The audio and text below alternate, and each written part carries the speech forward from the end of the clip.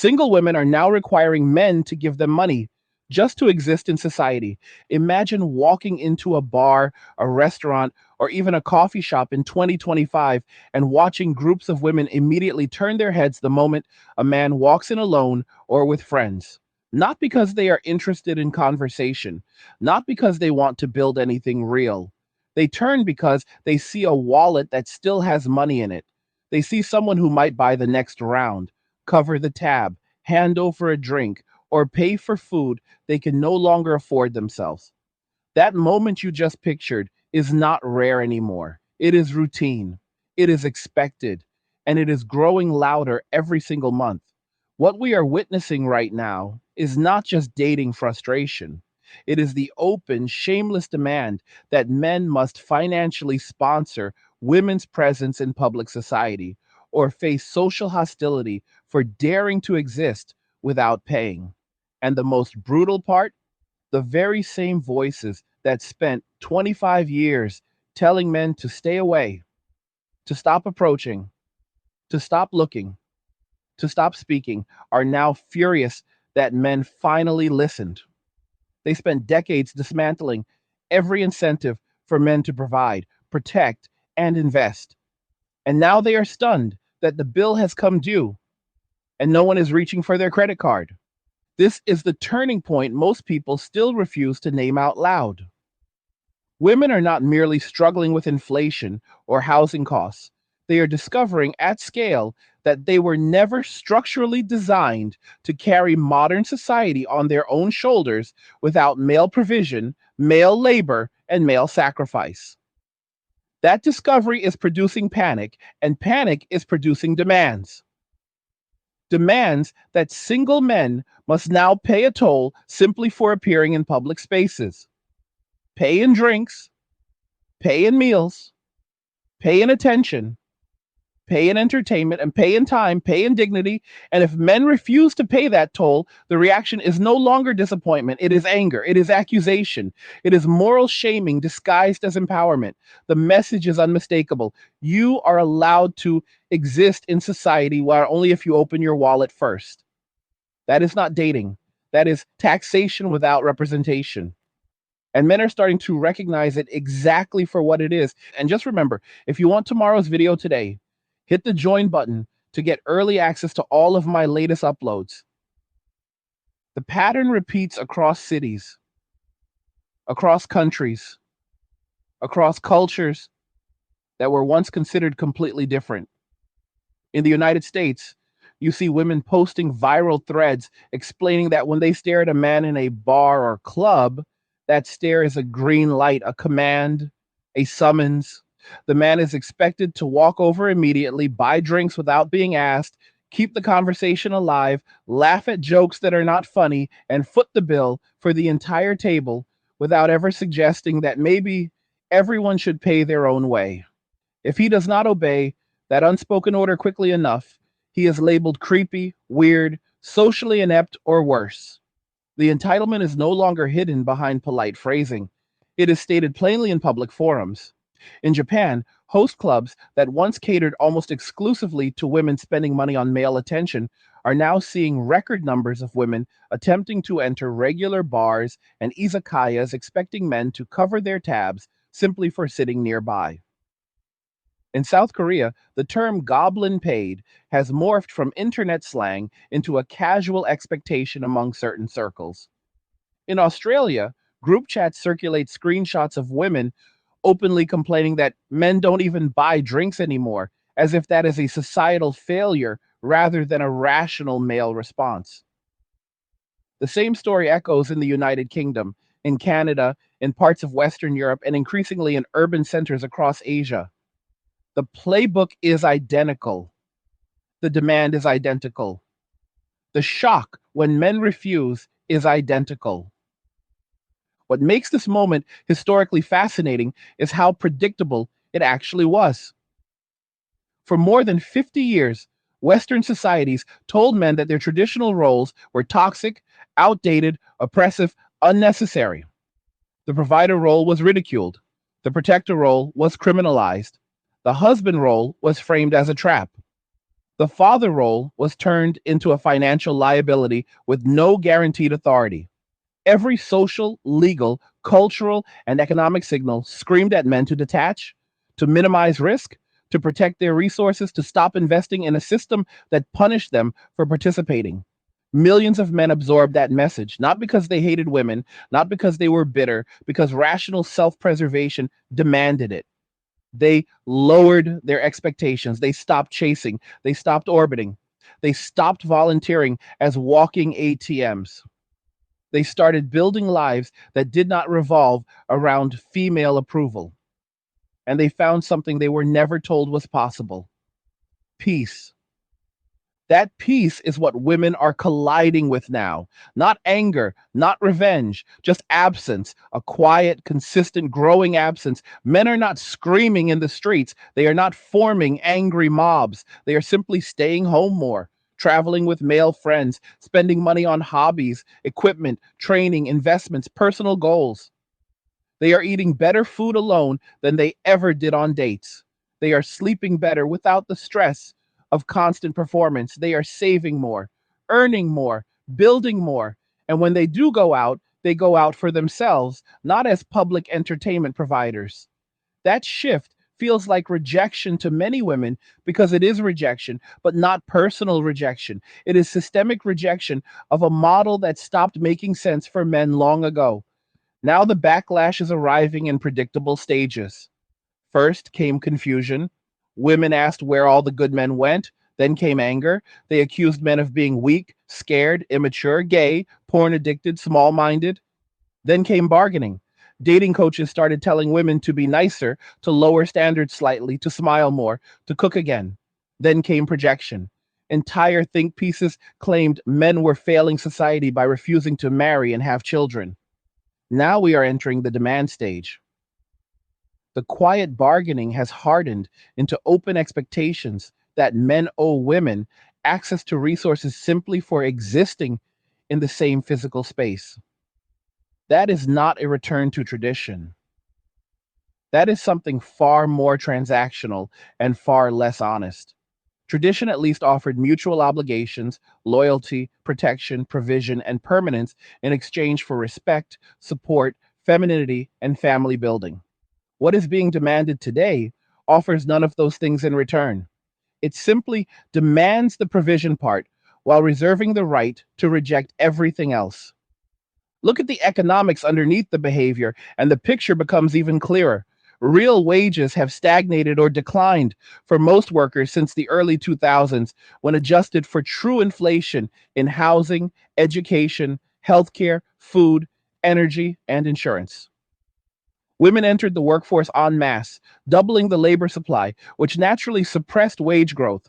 At the same time, women disproportionately chose fields that were either government funded or highly credentialed, but low in actual market value during economic contraction.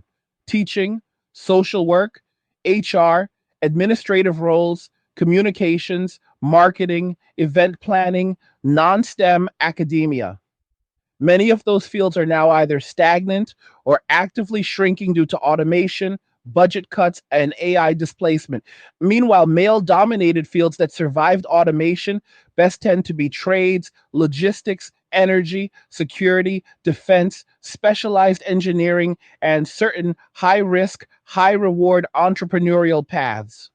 The result is not just a gender earnings gap, it is a growing survival gap. Women who once counted on dual income households, generous alimony, child support, or simp level dating subsidies are discovering that none of those safety nets function when men walk away entirely. The state cannot replace husbands. It never could. It only appeared to during the 40-year window when taxes were high, debt was cheap, and economic growth was still strong enough to paper over structural problems. That window is closed. Public budgets are hemorrhaging. Welfare systems are strained. Pensions are underfunded. Infrastructure is crumbling. Inflation is eating savings. And the same governments that promised women independence are now quietly admitting they cannot deliver even basic stability without massive new taxes or currency devaluation. When the state can no longer provide, Women turn to the next available source: men. The system is collapsing. Cash will be worthless soon. Crypto is your only escape. Angry's Crypto Academy is linked in the description. Go check it out now. Except the men are no longer standing in line waiting to be chosen. They left the line years ago. This is not a temporary mood swing. This is a civilizational reorientation. When men collectively decide that the cost benefit ratio of participating in the sexual marketplace, the marriage marketplace, and the public entertainment marketplace no longer justifies the risk, they do not need to organize. They simply stop showing up. They stop volunteering. They stop competing. They stop caring about female approval metrics. And once that switch flips, it does not easily flip back. Trust is not rebuilt by posting regret videos or writing articles about how women have changed. Trust is rebuilt by consistent behavior over years, and right now the behavior is moving in exactly the opposite direction. Women are not apologizing for 50 years of legal, cultural, and social attacks on male incentives. They are doubling down and adding new demands on top of the old ones. That strategy has only one logical outcome: accelerated withdrawal. The Roman Empire gave us the clearest historical preview of what happens when male participation collapses. Emperors and senators openly called celibate men parasites. Laws were passed penalizing bachelors with higher taxes, exclusion from public entertainment, forced labor details, public humiliation. Men were literally dragged into the streets in winter and forced to run naked as punishment for refusing to marry and produce children for the state. And still, men refused. Within 3 generations, the empire could no longer field a loyal citizen army. It relied on mercenaries who had zero loyalty to Rome. When those mercenaries realized the empire could not pay or protect itself, they turned on it. Cities were sacked, trade routes collapsed, knowledge centers were burned. Europe entered a long period of fragmentation, decentralization, and hardship. Women bore the worst of that collapse because they lacked the physical ability to defend themselves or rebuild from nothing. The church eventually became the dominant institution because it was the only structure left that could offer any semblance of order. But even then, life expectancy, nutrition, safety, and opportunity for women plummeted compared to the late Republic and early Empire periods. People who say it can't happen here are ignoring the mechanics. Empires do not fall because of one dramatic invasion. They fall because the productive class quietly stops producing surplus for others to consume. When that surplus disappears, the entire pyramid begins to tremble. Men are the primary creators of that surplus in every advanced society. When they decide to keep the surplus for themselves and their immediate circle, the pyramid stops being fed. The top layers starve first, and the people who benefited most from the old arrangement are always the loudest when the arrangement ends. Today's version does not require legions marching on Rome. It requires millions of men deciding individually that paying for women's lifestyle is no longer their responsibility. That decision is already made at scale. Dating app usage is collapsing among men under 35. Marriage rates continue to fall. Birth rates continue to fall. Average number of sexual partners per man continues to fall. Time spent in mixed gender social environments continues to fall. Disposable income saved rather than spent on dates continues to rise. These are not coincidences.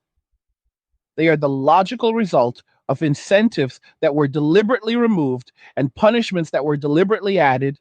Men adapted, women did not. And now women are attempting to enforce a new tax code on male existence: buy drinks or be labeled antisocial, pay tabs or be labeled selfish, entertain groups of women or be labeled boring, approach when stared at or be labeled cowardly. The list grows longer every month. What makes this moment different from previous generations is technology. Men can now record every interaction. Body cameras, phone video, dash cams, smart glasses, hidden audio.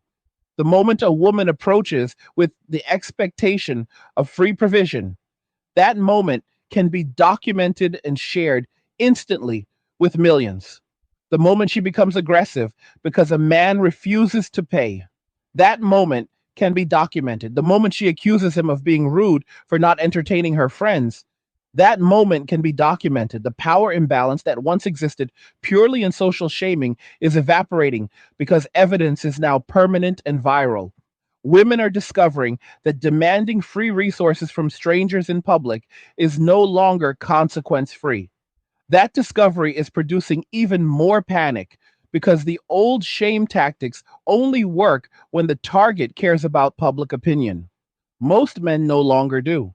They care about evidence, they care about legal protection, they care about pattern recognition, they care about survival.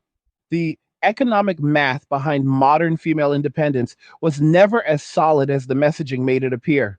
For decades, the public narrative focused almost entirely on legal rights, educational attainment, workplace entry, and cultural permission. Those metrics improved dramatically, and nobody serious disputes that progress. What almost nobody discussed openly was the parallel reality of household economics, lifestyle inflation, and who actually funded the gap between declared independence and practiced consumption patterns. When women entered the workforce in massive numbers, they did not replace male economic roles one for one. They added to total labor supply, while consumption expectations rose faster than real wages for either sex. The result was a structural dependency that hid behind layers of social performance. Dual income households became the norm, not because women suddenly became fully self sustaining, but because baseline living costs in desirable urban areas outpaced single earner capacity for the vast majority. When single women adopted the same consumption profile as dual income couples without the second income stream, the only way to close the deficit was through informal male contributions that were never labeled as such. Free dinners, covered rent portions, gifted vacations, forgiven loans, emergency cash, constant small transfers disguised as generosity or courtship. These were not side benefits, they were the functional subsidy that kept the advertised lifestyle afloat. Once that subsidy began contracting, the entire model became unstable very quickly. Look at the timeline of when the cracks first became visible to anyone paying attention. Around 2018 to 2019, the first wave of viral content started appearing where women complained openly about the death of chivalry while simultaneously bragging about never needing a man. The contradiction was obvious even then, but it stayed mostly in niche corners. By 2021, the tone had shifted noticeably. Dating app data showed women rating 80% of men as below average in attractiveness while swiping right on only the top 5 to 10%. Rejection rates for average men spiked. Approach anxiety among men rose in parallel. The simp label became weaponized not just against obvious simps, but against any man who offered resources without immediate reciprocal commitment. The cultural penalty for being generous without ironclad frame became severe. Men internalized the lesson fast. If providing resources made you look weak, desperate, or exploitable, then the rational move was to stop providing resources unless the frame was airtight. That single behavioral pivot removed billions in untracked annual value from the informal female economy. Nobody kept official books on it, but the effect was immediate and compounding. Fast forward to 2024 and 2025, and the adaptation strategies on the female side became far more overt. The indirect subsidy channels had narrowed so much that passive waiting no longer produced reliable results. Women who once relied on being approached, being flirted with, being offered drinks as a default social courtesy found the default had vanished. Instead of recalibrating consumption downward, many doubled down on direct confrontation. The shift from hinting to demanding happened within roughly 18 months. TikTok and Instagram Reels began teaching explicit scripts. One popular format showed a woman walking up to a group of men at a bar table, smiling, making light conversation for 30 seconds, then pivoting straight to, "We are thirsty and the drinks are on you, boys," right? The delivery was framed as confident and playful, but the expectation was absolute. Comment sections filled with thousands of women saying, "This is the energy we need more men to hear." Hey guys, in a world pushing you to own nothing and be happy, crypto is your key to survival. Join Angry's Crypto Academy to master buying, selling, and trading crypto. Make huge profits and safeguard your wealth. Plus, discover the one crypto virtually no one is talking about, poised to create new millionaires in the upcoming bull run. The link is in the description of the video below. Go check it out now. When men in those videos refused or walked away, the same accounts posted follow up content calling those men broke, insecure, cheap, or gay as an insult. The shaming apparatus activated instantly. The message was clear: refusal would be met with public humiliation attempts, compliance, or social punishment. That is not negotiation. That is coercion dressed as flirtation. This pattern is not limited to nightlife. It has migrated into daytime spaces as well. Coffee shops in major cities now regularly feature groups of women sitting near solo men or small male groups staring openly, waiting to be approached. When the approach does not happen, some of them now walk over uninvited and start conversations that quickly pivot to expectations of payment. I have seen multiple recorded instances where the opening line after hello is something along the lines of, "You look like you have good taste. Can you get us another round of lattes?" The entitlement is no longer veiled behind coyness, it is stated plainly within the first minute. In many cases, the women are not even pretending interest in the man as a person. They are treating him as a walking ATM that happens to have legs and the ability to speak. The astonishing part is how normalized this has become in certain circles. Thousands of videos exist with captions like "how to get free drinks every night" or "the art of making men pay without giving anything." These are not fringe creators with a few hundred followers. Many have six-figure followings and sponsorships from alcohol brands and fashion labels. The economic instruction manual is being distributed at scale. At the same time, men have developed their own counter strategies that are spreading just as rapidly. The most effective one is simple but devastating in its impact. Record everything. Phone cameras stay on from the moment a strange woman or group approaches. The footage is uploaded with minimal editing, usually just timestamps and location tags. Titles are blunt. Entitled women demand free drinks again or watch them follow me to the bar, then beg. The comment sections explode with men sharing similar stories, warning others, sharing strategies for polite but firm rejection. The psychological effect is profound. When a woman knows her approach is being recorded, her leverage collapses. She can no longer rely on social shame because the shame boomerang is now in the other direction. The viral spread of these videos creates deterrence at internet speed. Men who previously felt isolated in their refusal now see they are part of a visible majority. The frame has flipped. Instead of men feeling pressure to provide, women now feel pressure to avoid being the next viral example of entitlement. That shift alone has reduced the success rate of direct asks by a noticeable margin in places where the content circulates heavily. The macro picture becomes even clearer when you look at international parallels. This is not an American phenomenon. South Korea has seen male participation in dating drop so sharply that the government has started public campaigns begging young men to marry and have children.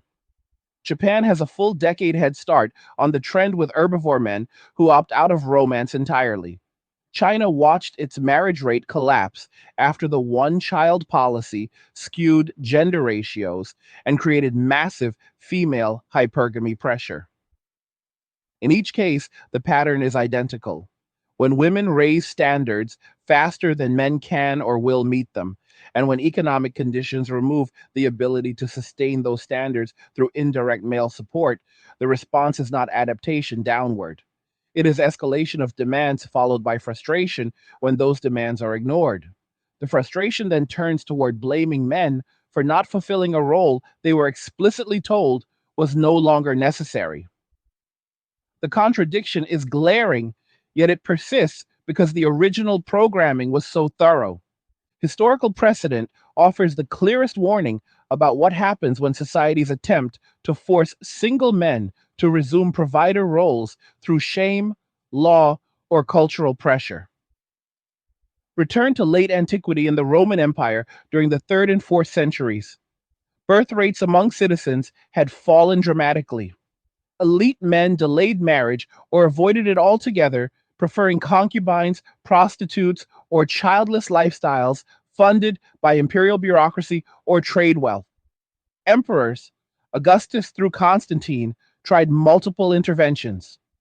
Tax penalties on bachelors, legal privileges stripped from unmarried men, public shaming campaigns calling childless men worse than barbarians.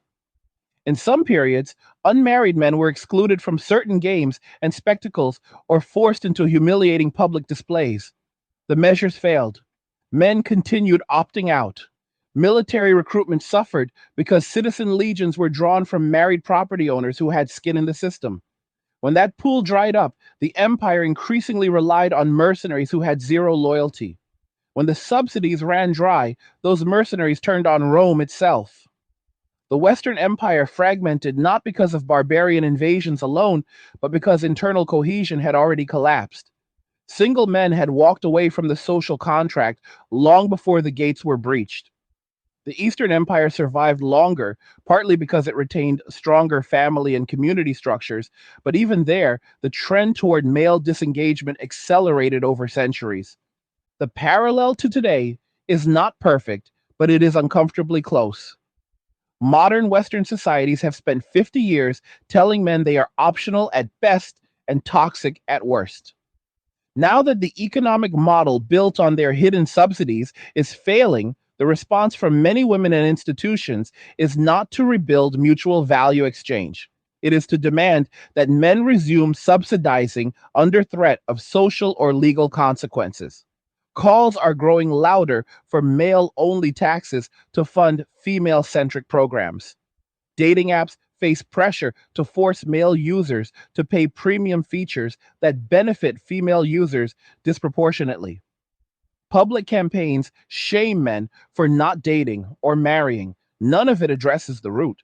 Men are not refusing because they hate women. They are refusing because the previous deal offered no enforceable reciprocity and now offers even less. When the only remaining incentive is shame or coercion, the rational choice is to minimize exposure entirely. That means staying home, staying with male friends, traveling in groups that exclude women, or simply disappearing into digital spaces where demands cannot reach. The anger women express in these viral confrontations is real, but it is misdirected. The true source is not male stinginess. It is the discovery that independence was oversold. The lifestyle promised required a level of male cooperation that was never going to survive the combination of feminist rhetoric, economic pressure, and technological displacement. Artificial intelligence is already eliminating large categories of administrative, clerical, and customer facing roles that were disproportionately female. Entry level office jobs that once provided a path to middle class consumption are vanishing faster than blue collar positions. Wages in remaining female heavy sectors stagnate while housing, food, and childcare costs accelerate. Without the informal male economy to bridge the gap, the lifestyle becomes impossible. Rather than accept that reality and adjust, many women have chosen to treat public male presence as a resource to be extracted by force of will or social pressure. That strategy is failing because men have learned they can simply record, walk away, and upload. The feedback loop reinforces itself daily. What comes next is not reconciliation through guilt, it is further divergence.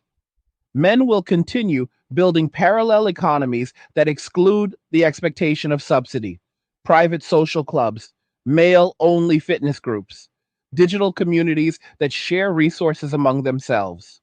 Women who want partnership will have to compete on value rather than entitlement. Those who refuse will face increasing isolation, not because men are cruel, but because men have finally taken the independence message at face value. Society as a whole will either adapt to lower consumption expectations or fracture further along gender and class lines. The Roman example shows that forcing the issue through punishment does not restore the contract. It accelerates collapse. The current path risks the same outcome, only this time the mercenaries are not at the gates.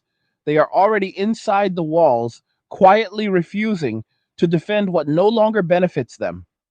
The intensity of the reaction proves how deeply the dependency ran. Women are not panicking because men are suddenly stingy. They are panicking because the safety net they never admitted existed has been withdrawn. Men are not gloating because they hate women. They are relieved because the cognitive dissonance has ended. They no longer have to pretend the game was fair. They can allocate resources to themselves, their brothers, their goals without guilt. That reallocation is already visible in rising male savings rates, increasing investment in skills, hobbies, travel, and self improvement. The money that once flowed outward is staying inward. The lifestyle gap that once got filled by men is now unfilled, and the resulting discomfort is being broadcast in real time across every platform. The economic contraction women are facing is not a temporary dip that can be waited out with better budgeting or side hustles alone. It is structural and accelerating. Inflation adjusted wages for most occupations dominated by women have been flat or declining since the early 2010s when you strip out the artificial boost from pandemic stimulus checks.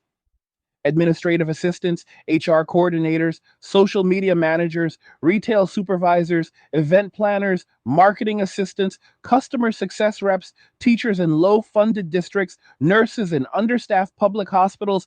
All of these roles once offered a plausible path to independent urban living if combined with roommates and careful spending. That path has narrowed to a tightrope. Entry level salaries in these fields now frequently start below the cost of a one-bedroom apartment in any major coastal city, plus utilities, groceries, transportation, phone, internet, health insurance copays, and minimal student loan payments.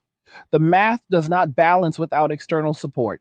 That support used to arrive through a diffuse network of male acquaintances who contributed without realizing how systematically they were doing so.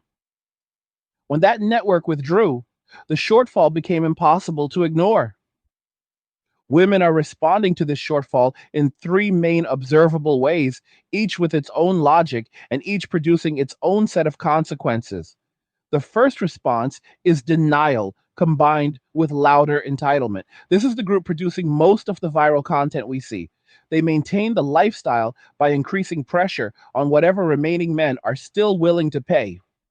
They rotate through bars, clubs, lounges, festivals, concerts, happy hours, faster and more aggressively. They post captions that frame refusal as moral failure.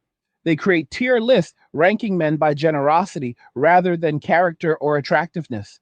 They coach each other on how to weaponize guilt, shame, flirtation, or faux outrage to extract value.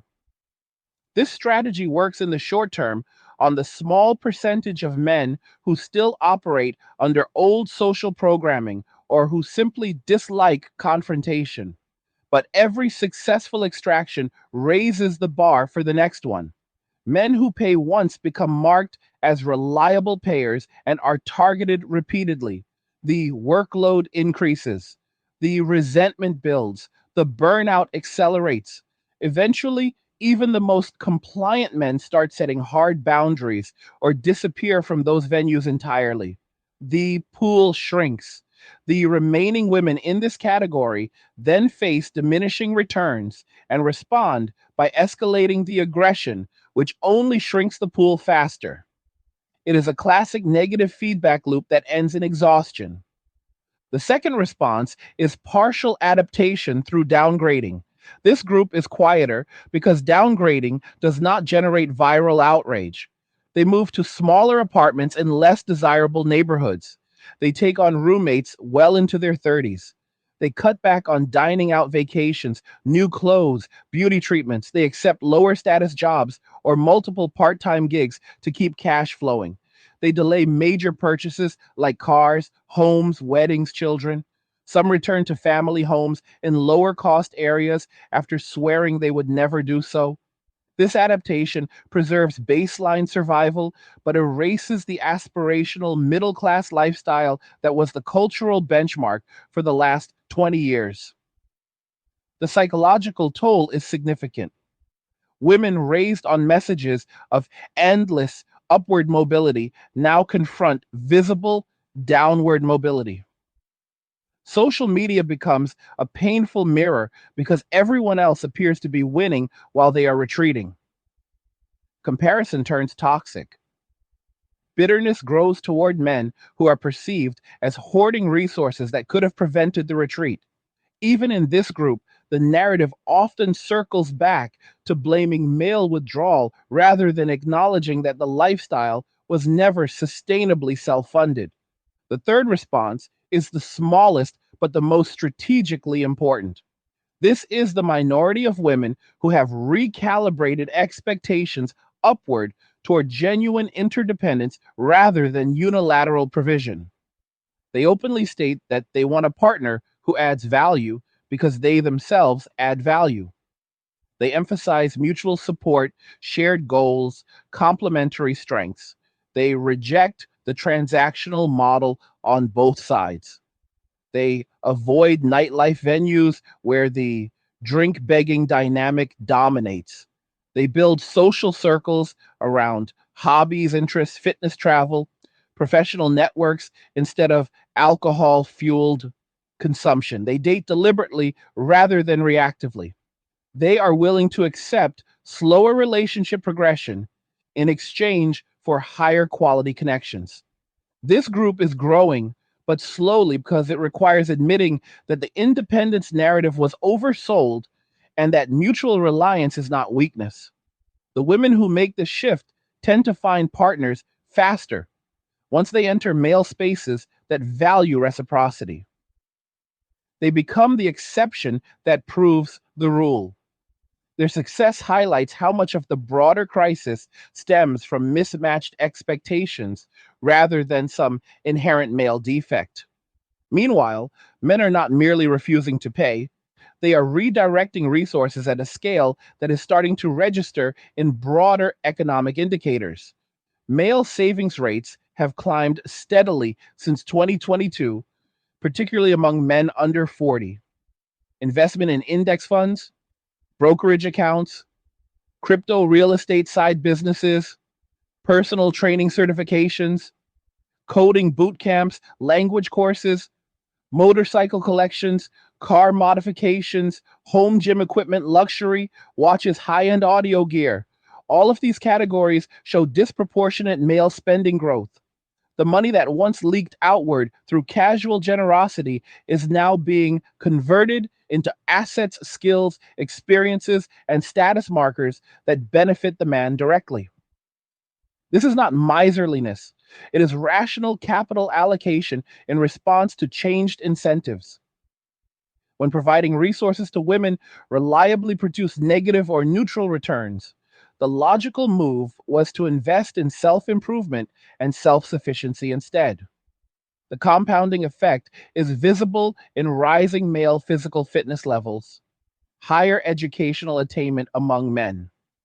Returning to school later in life increased entrepreneurship rates and stronger male friendships. Men are building parallel infrastructure that does not require female approval or participation. This redirection has downstream effects that are only beginning to surface. Restaurants and bars in major cities report declining table spend per customer on weeknights and early weekend evenings. Bottle service revenue is down in many venues.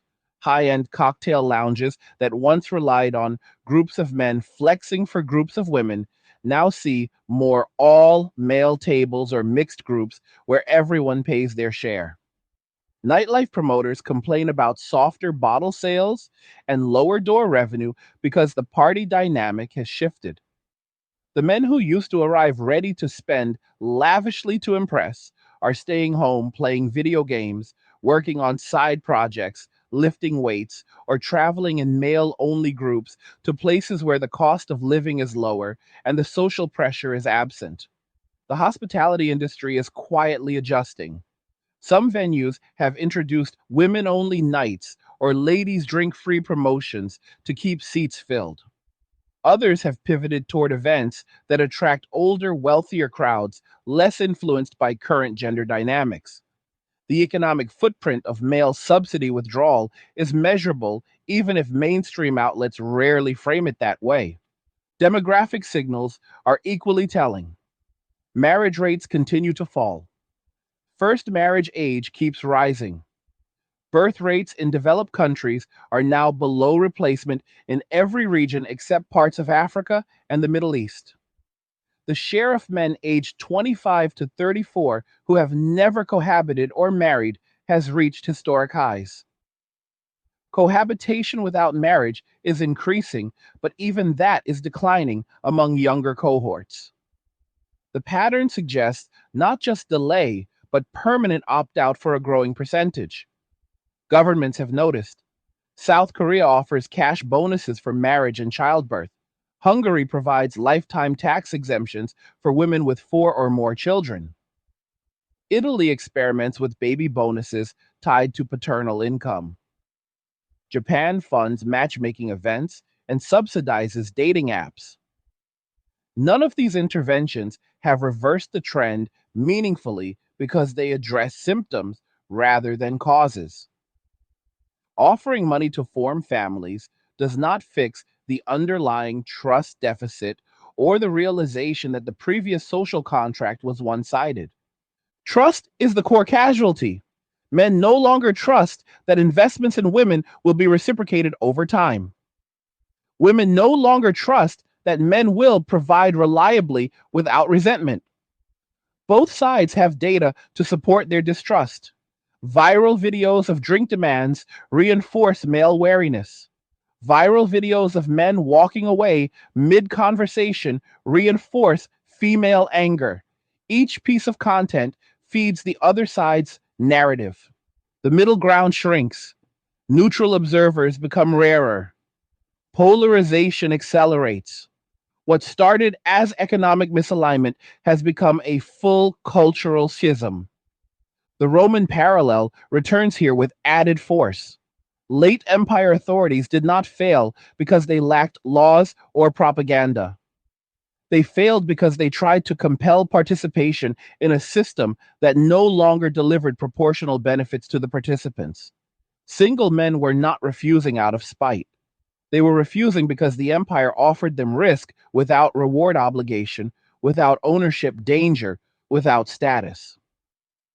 When the incentives realigned towards self preservation, the system lost legitimacy.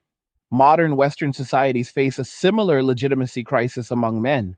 The state education system, media corporations, and cultural institutions spent decades undermining male provider status while simultaneously expecting men to keep providing.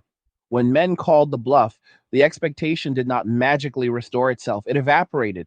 Attempts to shame or tax or legally coerce men back into the old role are unlikely to succeed because the underlying value proposition remains broken. What replaces the old model is not yet fully formed, but the outlines are visible. Men are coalescing into tighter, more intentional networks. These networks share knowledge resources, housing job leads, fitness plans, travel plans, investment strategies, emotional support. They function as mutual aid societies without the label. Women who want access to these networks will need to demonstrate value that goes beyond presence or aesthetics. They will need to offer loyalty, competence, kindness, stability, humor, resilience, or some combination that makes the man better off for including her. The bar is higher because the default is now self sufficiency rather than subsidy. Women who meet that bar will thrive in the new environment. Those who do not will face increasing marginalization, not through malice, but through simple math. Resources flow toward reciprocity. They no longer flow toward entitlement. The transition period will be turbulent, economic pressure will intensify, social tension will spike, political narratives will polarize further, blame will be assigned in every direction. But turbulence is not collapse, it is adjustment. Societies have navigated worse realignments before.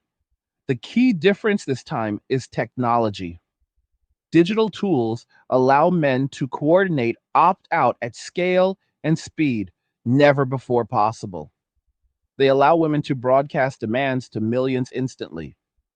Both sides can see the other's moves in real time. Transparency accelerates the sorting process.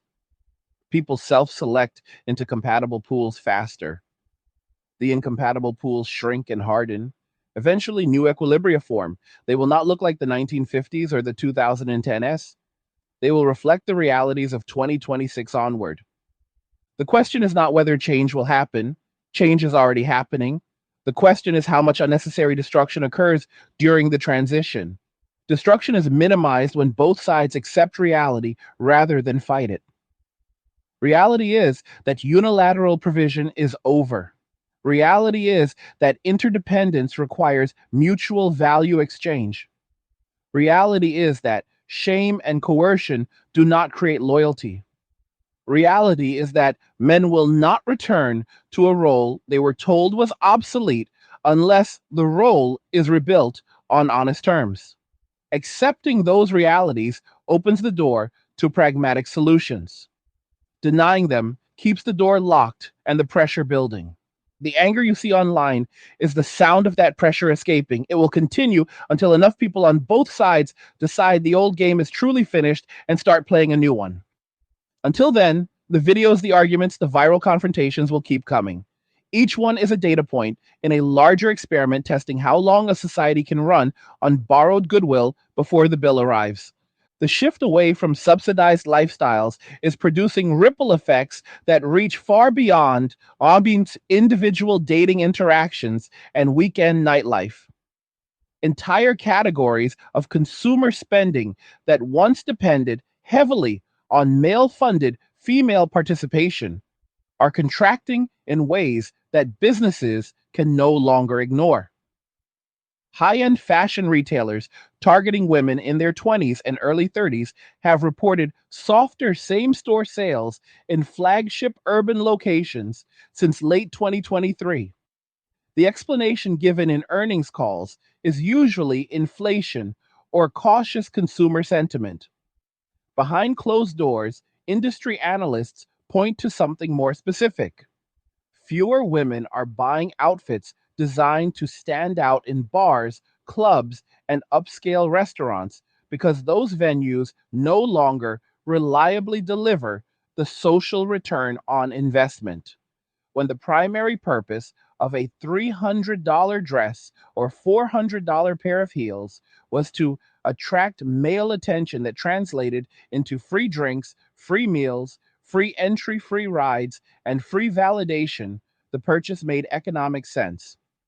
When that attention no longer reliably converts to tangible resources, the calculus changes. Women are keeping wardrobes longer, rotating fewer pieces, buying more from fast fashion outlets or secondhand platforms, and prioritizing comfort over display. The luxury segment feels the pinch first because it was always the most dependent on performative consumption tied to male subsidy. Cosmetics and beauty procedures follow a similar trajectory. Non surgical aesthetic treatments, Botox fillers, laser facials, microneedling, chemical peels once saw explosive growth among women under 35 who viewed them as career and dating capital. Demand remains strong among older demographics and among women in certain high status professions, but the younger cohort is pulling back noticeably. Monthly subscription models for injectables are seeing higher cancellation rates. Chain med spas in major cities report slower booking velocity for Friday and Saturday slots, the traditional prime time for pre night out touch ups. The logic is straightforward. When the night out no longer guarantees a net positive resource flow, the justification for spending hundreds or thousands per session weakens. Women are shifting toward lower maintenance routines, at home devices, drugstore brands, and longer intervals between professional treatments. The beauty industry is quietly reorienting marketing towards self care empowerment and anti aging for personal confidence rather than social competition. The unspoken subtext is clear. The audience that once spent heavily to compete for male resources is spending less because those resources are no longer reliably forthcoming. Even more telling is the transformation in the short term rental and hospitality sector.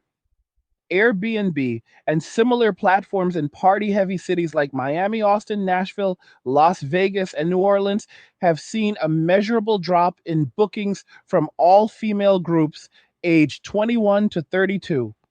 These groups historically rented large properties for bachelorette weekends, girls' trips, festival stays, and birthday celebrations, funded in part by the expectation that local men or visiting male friends would cover drinks, dinners, club tabs, and activities. When that expectation evaporated, the budget math stopped working for many.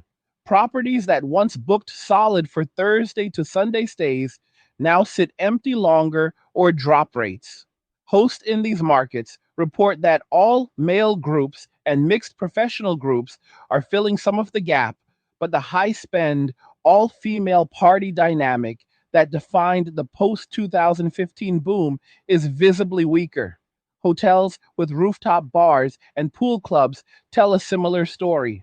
Bottle service minimums are harder to hit.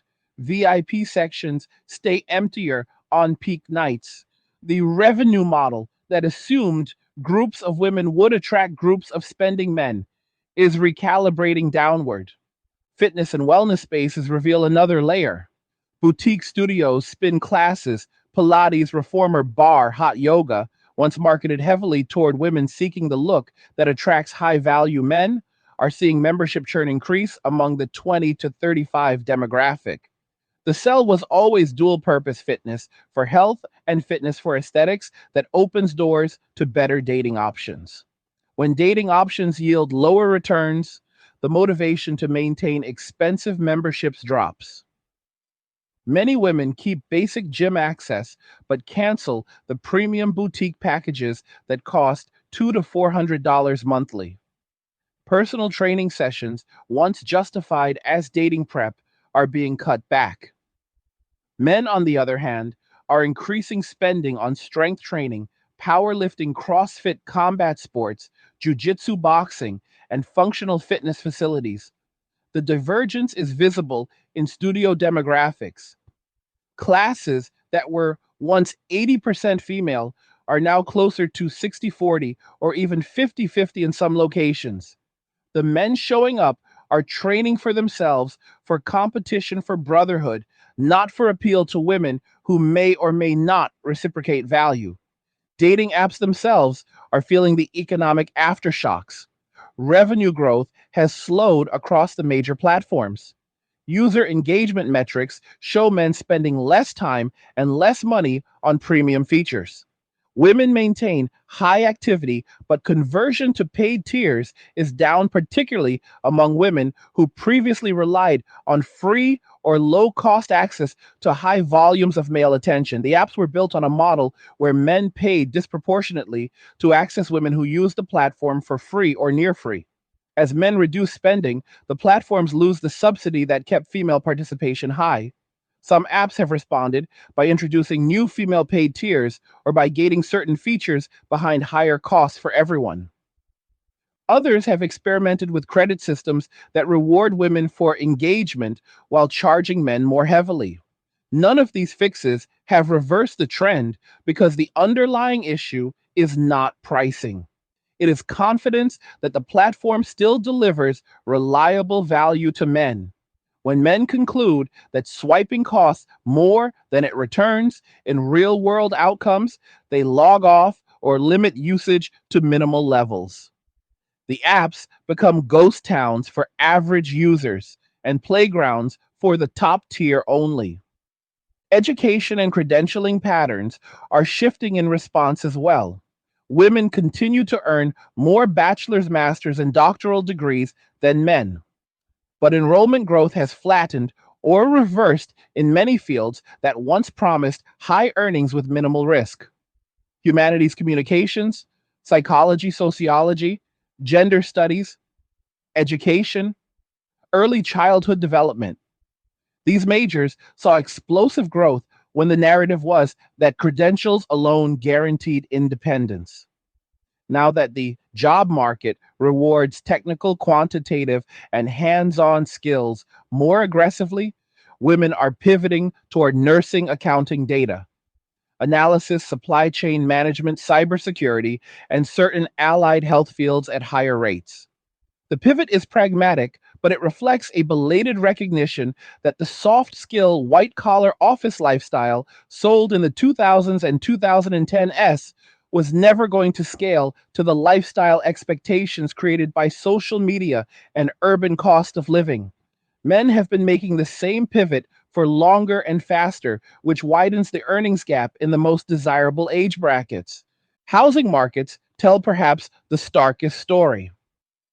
Single women aged 25 to 40 are increasingly priced out of the urban cores they once dominated.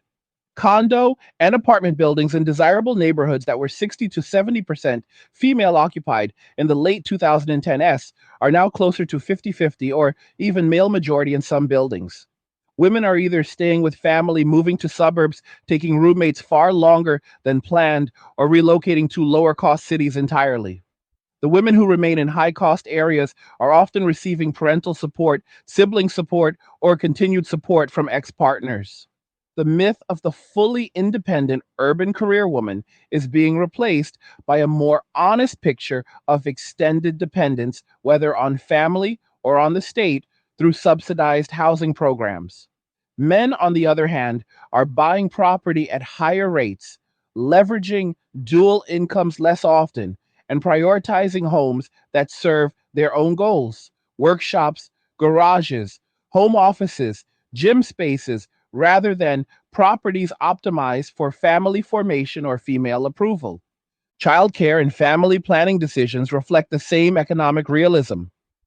Birth rates continue to drop, not primarily because women reject motherhood, but because the cost benefit analysis no longer pencils out without a reliable co provider who is willing to share risk and labor long term. Women who once assumed they could single parent with state support, career flexibility, and informal male help now see the limits of that model. Childcare costs in major cities routinely exceed 50% of median female earnings in many fields. Maternity leave policies, while improved, remain inadequate for maintaining pre birth career trajectory. The women who proceed with children are increasingly those with strong family backing, high earning partners, or both. The middle collapses. Women without those supports delay further or opt out entirely.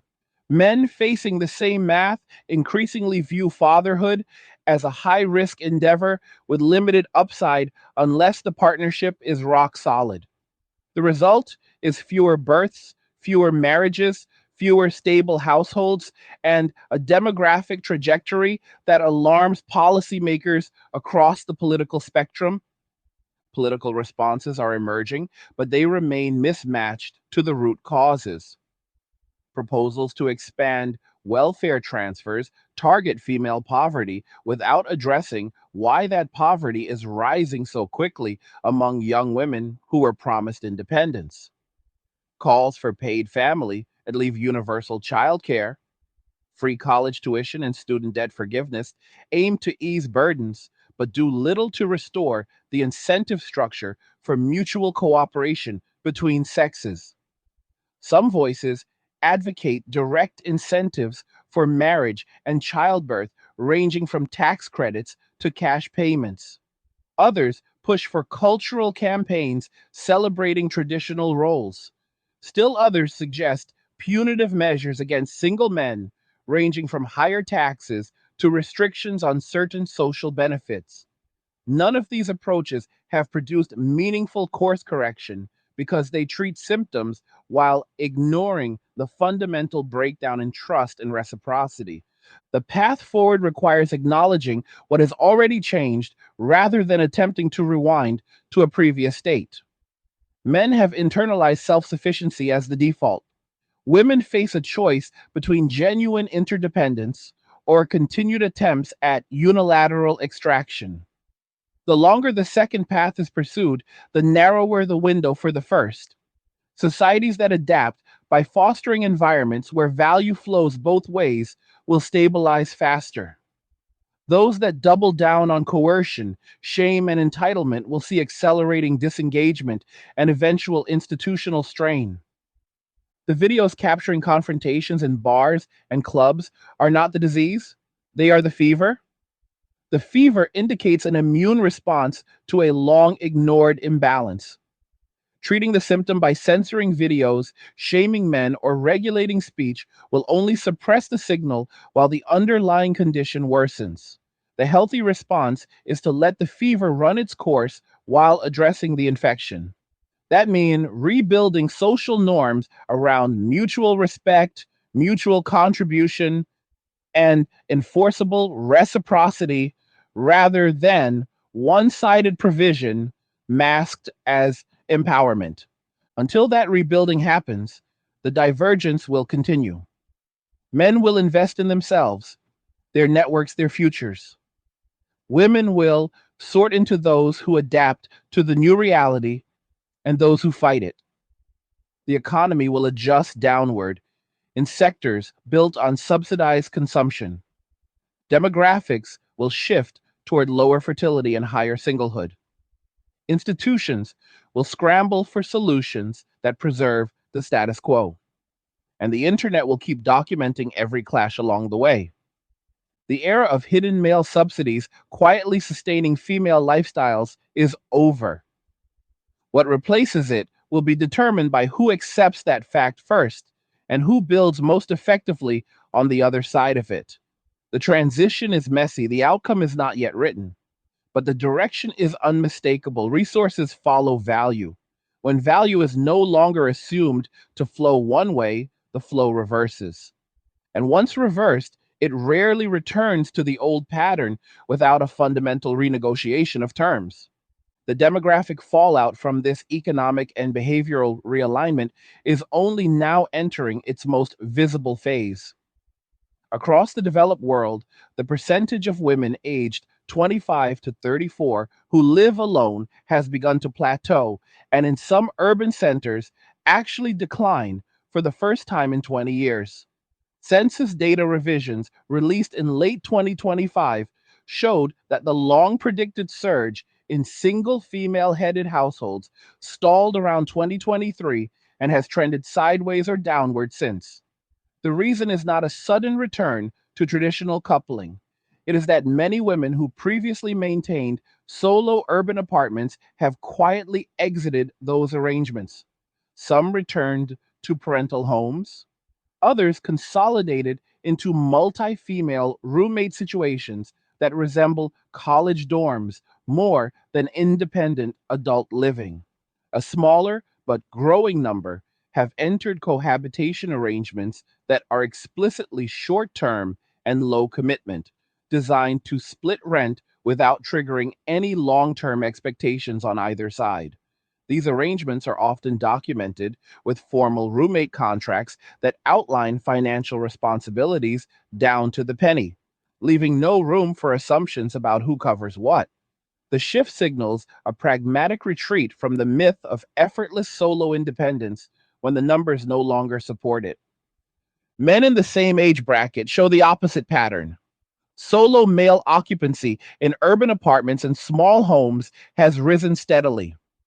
Many are choosing to live alone even when they could afford to split costs because solitude has become preferable to the risk of entanglement.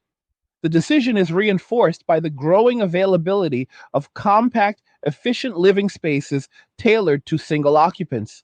Micro apartments with built in storage, modular furniture, high speed internet optimized for remote work and gaming, and proximity to gyms and male oriented social venues rather than nightlife districts.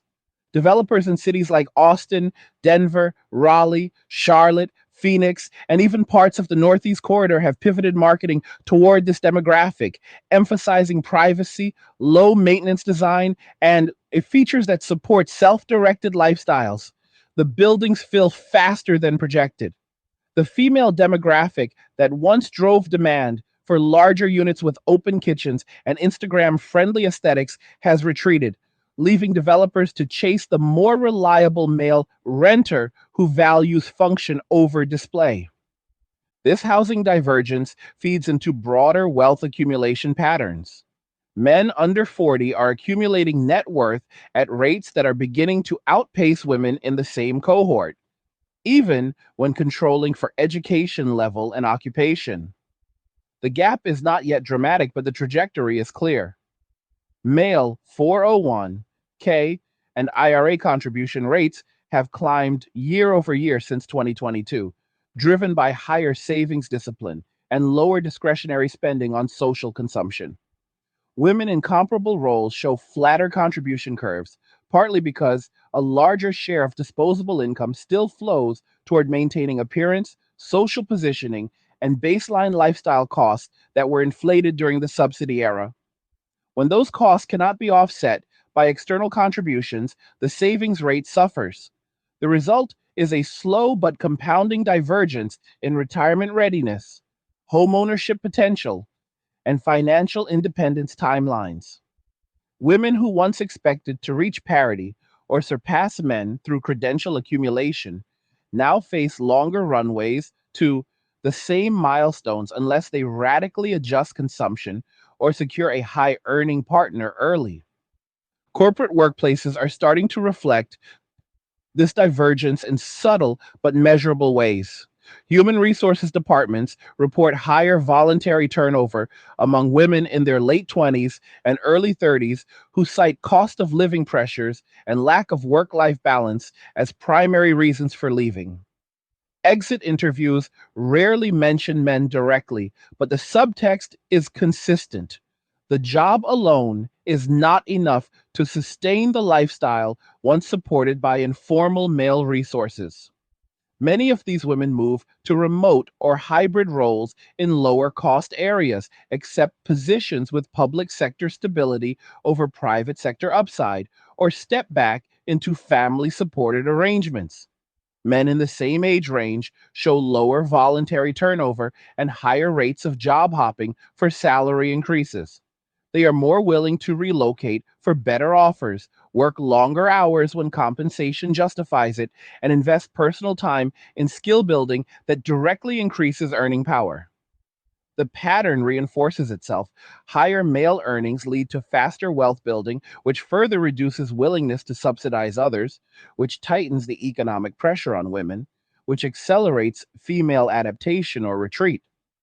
Government safety nets are coming under strain in ways that were not anticipated when they were expanded during the 2010 S and early 2020 S. Programs originally designed to support single mothers or low income families now serve a growing number of childless women in their 30s who qualify due to underemployment, gig economy instability, or inability to maintain previous living standards. Food assistance applications from women aged 25 to 39 without dependents have risen sharply in several states since 2023. Housing voucher waitlists lengthen as more single women apply after failing to sustain market rate rents.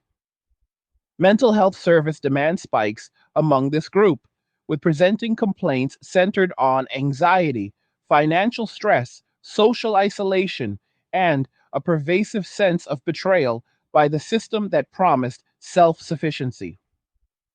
Public discourse rarely connects these trends to the withdrawal of private male subsidies, but caseworkers and nonprofit staff who deal with the population daily report a consistent narrative. Women who expected to thrive independently are discovering that independence at the practice level requires far more sacrifice than the cultural messaging ever acknowledged. The political class has begun to notice the electoral implications. Women remain the majority of voters in most developed democracies, but turnout gaps and preference shifts are emerging among younger cohorts. Single women under 35 historically leaned heavily toward parties promising expanded social programs, student debt relief, paid leave, and gender equity initiatives. As economic pressure mounts without corresponding relief, frustration is growing. Polling in 2025 showed increasing numbers of young women expressing disillusionment with progressive promises that have not delivered material improvements to their day to day lives. At the same time, men under 40 are showing higher support for policies that reduce government intervention, lower taxes on earned income, deregulate small business, and prioritize individual financial autonomy. The gender voting gap, once framed almost entirely as women moving left, is now showing signs of men moving right at a faster clip. The result is a bifurcated electorate where neither major bloc can take young single voters for granted. Cultural production is adjusting to the new reality more quickly than policy. Streaming platforms report declining viewership for female led romantic comedies and dating reality shows that once dominated the 20 to 35 demographic. Content featuring strong, independent women overcoming obstacles through sheer determination and sisterhood no longer resonates when viewers are living the opposite outcome. Instead, viewership is shifting toward male centric content, survival shows, financial independence documentaries, fitness transformation series, historical epics about self reliant warriors, and dark humor sketches that mock entitlement without apology. Female creators who previously built audiences around empowerment messaging are pivoting toward more pragmatic advice. Budgeting for single life, negotiating roommate agreements, choosing cost effective cities, building emergency funds, learning basic home maintenance, and screening partners for long term reliability rather than short term flash. The shift is market driven. Audiences reward content that reflects lived experience over aspirational fantasy. Social media algorithms have begun to amplify this pragmatic turn. Accounts that post raw footage of failed drink demands, polite rejections, or men enjoying solo travel and hobbies without apology receive higher engagement than polished influencer content promoting luxury lifestyles. The algorithm rewards authenticity in this environment because authenticity aligns with what users are actually experiencing. Women who continue posting aspirational material about jet setting, designer purchases, and endless brunches see declining reach unless they have massive pre existing followings. Men who document their self directed lives, building businesses, mastering trades, traveling light, lifting heavy, investing consistently, gain followers at rates that would have been unthinkable 5 years ago. The platform economy is sorting creators and audiences into increasingly separate lanes. Friendship networks reflect the same sorting. Women report higher rates of friendship churn in their late 20s and early 30s as social circles contract around those who can still afford to participate in group activities. Women who downgrade lifestyles often find themselves gradually excluded from groups that continue dining out, traveling, and attending events. The exclusion is rarely overt, but it is real. Invitations dry up when someone can no longer split the check evenly or keep up with the pace. Men, by contrast, report stronger and more stable friendships built around shared activities that require minimal spending, hiking, fishing, gaming, car meets, home gym sessions, barbecue cook-offs, pickup sports. These networks provide emotional support, practical help, and economic reciprocity without the expectation of romantic payoff. The contrast is stark. Male friendships are becoming more economically efficient and emotionally resilient. At the same time, female friendships are becoming more fragile under financial strain. The long term societal impact of these changes will not be fully apparent for another decade or more, but early indicators point toward greater stratification along gender, class, and geography lines. Urban cores may continue to hollow out among middle income singles as both men and women seek affordability elsewhere. Rural and exurban areas could see population rebounds driven by men seeking space and autonomy and women seeking family proximity or lower costs. Marriage markets will become even more selective, with high value partners pairing earlier and lower value options remaining single longer. Birth rates may stabilize at very low levels rather than recover, unless cultural and economic incentives realign dramatically. Governments will face mounting pressure to address falling fertility without resorting to coercive measures that have historically backfired. Through all of this, the central lesson remains unchanged. When one group is taught it owes nothing and the other group is taught it is owed everything, the system runs on borrowed capital until the capital runs out. When it does, the group that learned self reliance adapts fastest. The group that learned entitlement struggles longest. The struggle is what we are witnessing now in real time across every platform, every city, every statistic. It is not pleasant. It is not fair in the emotional sense, but it is logical. Incentives drive behavior. When incentives change, behavior changes. When behavior changes at scale, society changes. The question that remains is how much pain accompanies the transition and how intelligently both sides navigate the aftermath. Pain can be minimized through clear eyed acceptance of new realities. It can be maximized through denial, blame, and attempts to restore the old order by force. History suggests force fails when the underlying value exchange no longer exists. The current experiment will test whether modernity can learn that lesson faster than empires of the past. The data keeps coming in, the videos keep uploading, the conversations keep escalating, and the direction keeps pointing the same way toward a world where no one gets carried for free anymore, where value must be demonstrated rather than assumed, and where the only sustainable relationships are those built on mutual reinforcement rather than unilateral extraction. That world is already taking shape. Whether it becomes stable and prosperous or fractured and resentful depends on how honestly everyone involved confronts the facts on the ground right now. The cultural backlash against male withdrawal has taken on increasingly desperate tones in recent months. Mainstream outlets that once framed the phenomenon as incel bitterness or toxic masculinity have shifted to portraying it as a public health crisis threatening social stability. Opinion pieces now warn that large numbers of unmarried men represent a volatile underclass prone to extremism, economic sabotage, or passive resistance that weakens national productivity. Pundits on morning shows discuss the marriage strike as though it were a coordinated labor action rather than a decentralized individual choice. Some commentators have gone further, suggesting that single men in their prime earning years who refuse to pair up and reproduce are engaging in a form of selfish hoarding that deprives society of the next generation of taxpayers and workers. The language is deliberately moralistic.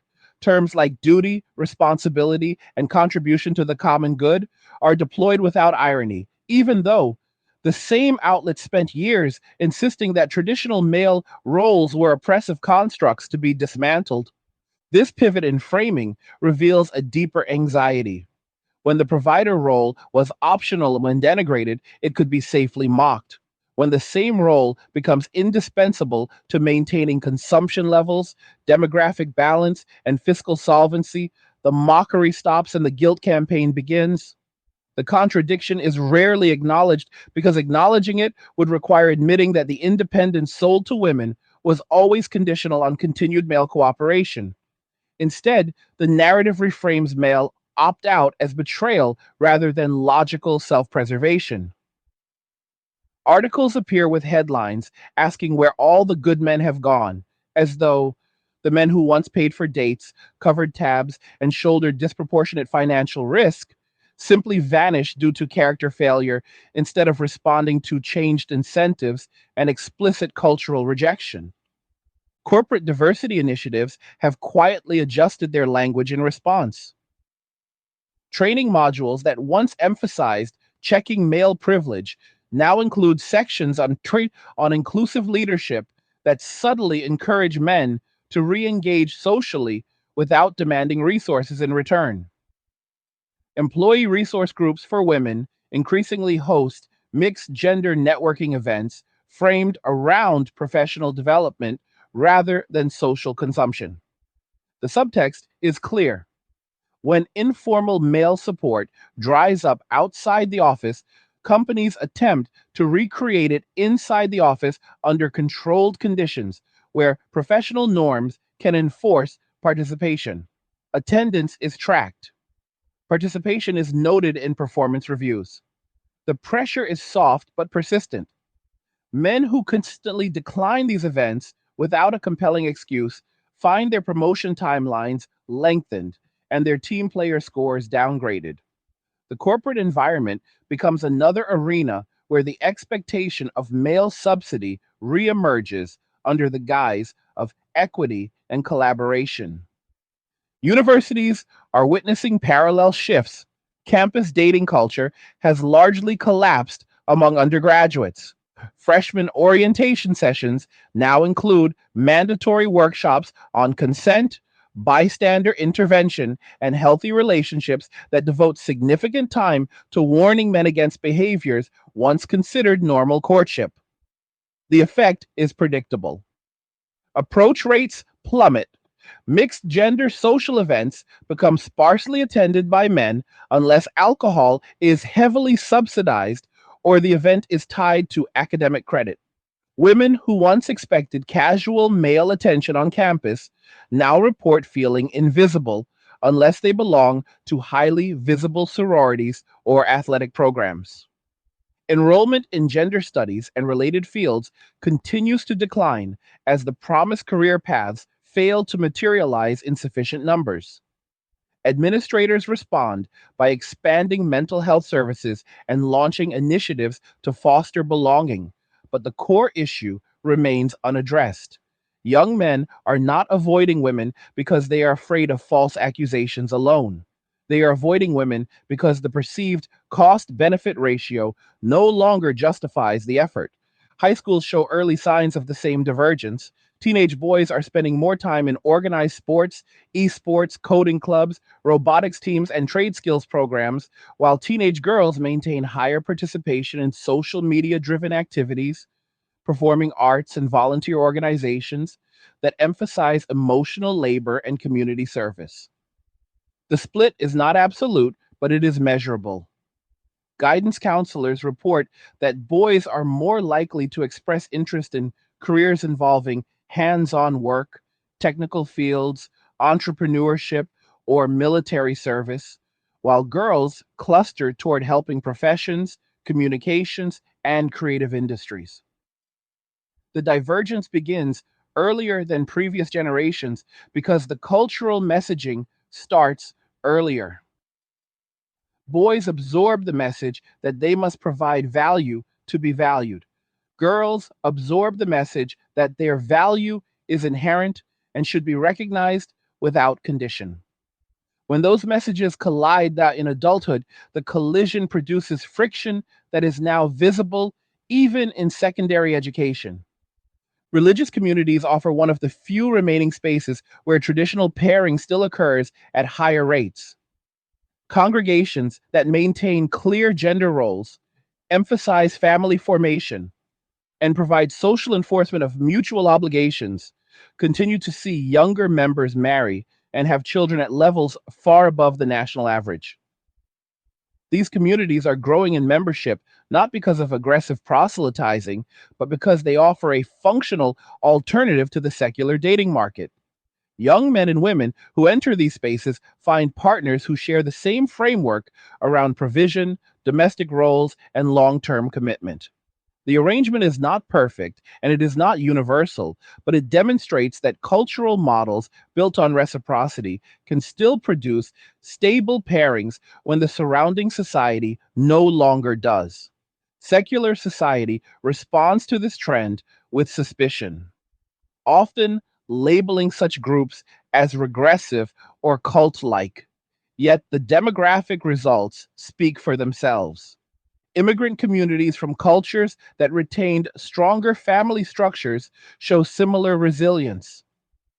First generation and second generation households from parts of Asia, Africa, the Middle East, and Eastern Europe maintain higher marriage rates, earlier family formation, and lower divorce rates than the native born population. The difference is not genetic, it is cultural. These groups arrived with expectations around mutual support that were never fully dismantled by Western individualism. Parents continue to exert influence over partner selection. Extended family provides childcare and financial backstops. Social shame discourages behaviors that undermine household stability. The result is a parallel society that functions under rules the broader culture discarded decades ago. Native born young people observe this stability with a mixture of envy and dismissal, but the envy grows as their own options narrow.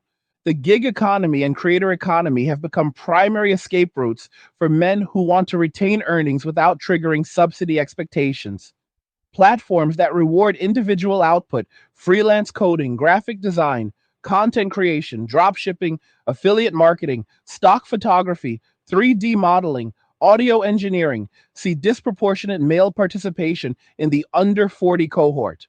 These fields allow men to earn without fixed office hours, without mandatory social performance, and without the risk of workplace romance entanglements. Earnings can be directed toward personal goals rather than social consumption. Women participate in these spaces as well, but often gravitate toward niches that require ongoing audience engagement, lifestyle vlogging, makeup tutorials, personal branding, which demand constant social performance and emotional labor. The male niches tend to be more solitary and outcome focused. The economic split reinforces the lifestyle split. Travel patterns reflect the same priorities.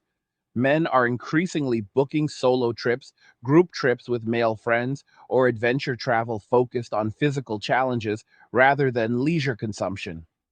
Destinations popular with young women, bachelor and bachelorette hotspots, influencer heavy islands, luxury wellness retreats report softer bookings from mixed groups and stronger bookings from all male or older crowds.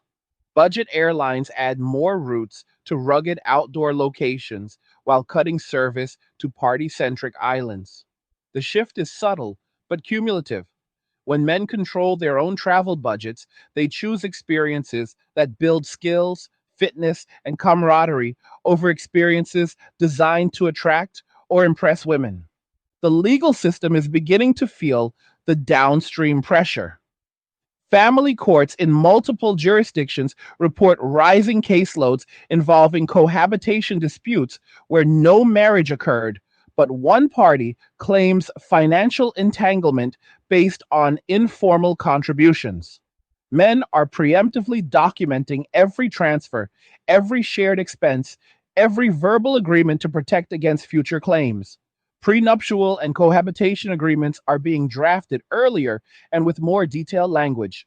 Attorneys specializing in non marital separation see business increase.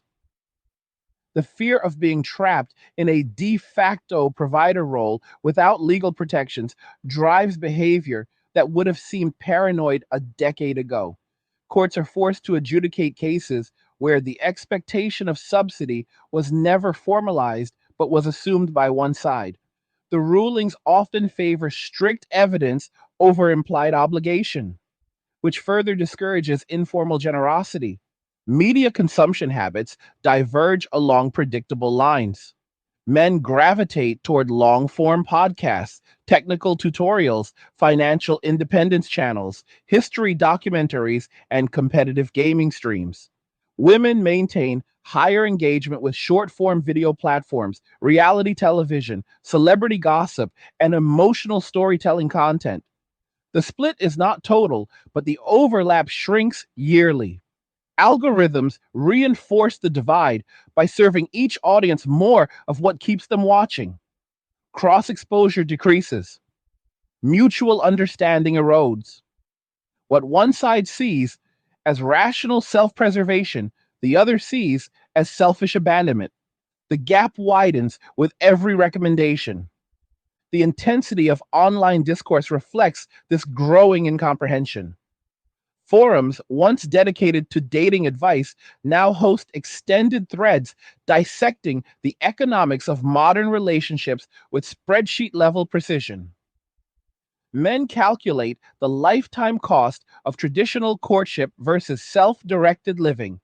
Women calculate the minimum acceptable male income needed to maintain previous lifestyle standards. Both sides arrive at conclusions that make compromise seem irrational. The conversation hardens into camps that rarely interact except to dunk on each other. Neutral ground disappears. The culture war becomes what tapped as an economic war, fought with memes, statistics, and viral clips. Yet, amid the polarization, small pockets of pragmatic cooperation persist. Professional networks form around shared financial goals rather than romance. Mixed gender hobby groups centered on hiking, photography, language learning, or board games create low pressure environments where value is demonstrated through participation rather than provision. These groups tend to produce higher quality connections because the entry barrier is competence and reliability rather than spending power. Participants who build trust in these spaces sometimes transition to romantic partnerships. But the foundation is different. It is built on observed behavior rather than promised provision. The broader society has not yet reached equilibrium. The transition remains turbulent because the old model collapsed faster than a new one could form. Consumption patterns must continue contracting until they match actual earning power. Demographic trends must run their course until fertility stabilizes at sustainable levels or triggers policy responses that actually work. Trust between sexes must be rebuilt slowly through repeated demonstrations of reciprocity rather than top down mandates. The process is painful because it requires unlearning deeply ingrained assumptions on both sides. Women must accept that independence at the lifestyle level requires either dramatically higher personal earnings or dramatically lower expectations. Men must accept that self sufficiency does not mean permanent isolation and that mutual benefit is still possible when terms are honest. Neither side benefits from pretending the old arrangement can be revived through guilt or legislation. The only viable path is forward into a reality where value flows in both directions or not at all. The next decade will determine whether that path leads to renewed cooperation or entrenched separation. The evidence so far points toward separation, unless deliberate course correction occurs. But course correction requires honesty about what broke in the first place. The subsidy era is over. The entitlement era is failing. What comes after depends on who adapts fastest and most realistically to the world that actually exists rather than the one that was promised. The institutional response to male disengagement has now entered a phase of active containment rather than mere observation. Think tanks attached to major universities have begun releasing white papers that treat the phenomenon as a structural risk to long term economic growth. One widely circulated report from a prominent East Coast Policy Institute framed the issue in stark terms. If current trends in delayed family formation and reduced household consumption continue, the projected GDP growth rate for the next 20 years could fall by as much as 0.8 to 1.2 percentage points annually due to lower aggregate demand from fewer marriages, fewer children, and fewer dual income households pursuing middle class consumption patterns. The document did not blame men outright. Instead, it described the behavior as a rational response to perceived disincentives, then pivoted to recommending a suite of carrots and sticks designed to realign those incentives without appearing coercive. Suggested measures included expanded child tax credits scaled to paternal income, accelerated depreciation for family oriented home purchases, employer matched savings accounts tied to marital status, and public service announcements that reframe fatherhood and partnership as high status masculine achievements rather than normative obligations. The paper acknowledged that shame based campaigns had failed in previous decades and would likely backfire again. The proposed solution was therefore framed as positive reinforcement for behaviors that benefit both individuals and the state. Central banks and finance ministries have taken notice as well. Internal briefings leaked from several G7 countries show analysts modeling scenarios where persistent singlehood among prime age adults leads to chronically lower velocity of money in consumer sectors. When men retain more disposable income and direct it towards savings, investments, durable goods for personal use, or experiences that do not involve female companionship, the multiplier effect on retail, hospitality, and services weakens. The effect compounds because women facing tighter budgets reduce spending in the same categories. The result is a feedback loop of slower retail sales, softer commercial real estate demand, reduce tax revenue from consumption taxes, and ultimately lower bond yields as governments borrow to offset the shortfall. One European finance ministry reportedly modeled a baseline scenario in which the share of 35-year-olds living alone reaches 40% by 2035, producing a structural drag on GDP equivalent to a permanent 1% productivity slowdown unless offset by immigration or automation gains. The conclusion was blunt. Social policy can no longer treat family formation as a private choice when its aggregate absence threatens fiscal stability. Employers in knowledge intensive industries have responded with their own quiet countermeasures. Some large technology firms and financial institutions now include family formation milestones in their long term employee value proposition modeling. Internal dashboards track cohort level marriage rates, birth rates, and home ownership rates as proxies for employee retention and lifetime productivity. The logic is simple. Married men with children tend to exhibit lower voluntary turnover, higher focus during core working hours, and greater long term loyalty to the firm that provides stability. Single men, especially those who have embraced self directed lifestyles, show higher rates of sabbaticals, geographic mobility, and early retirement planning.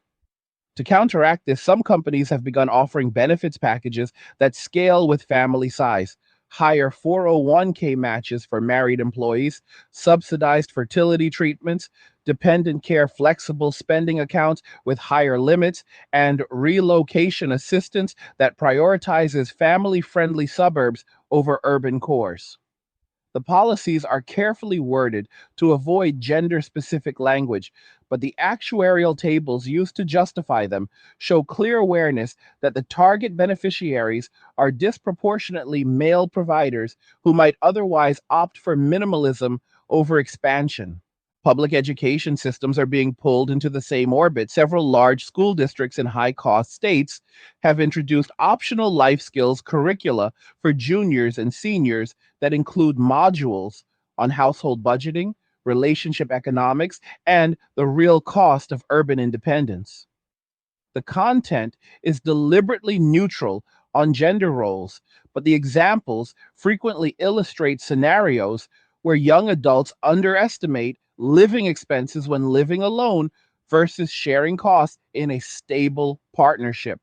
Guest speakers from local credit unions and real estate firms present data showing how dual income households reach wealth milestones faster, even when controlling for career interruptions.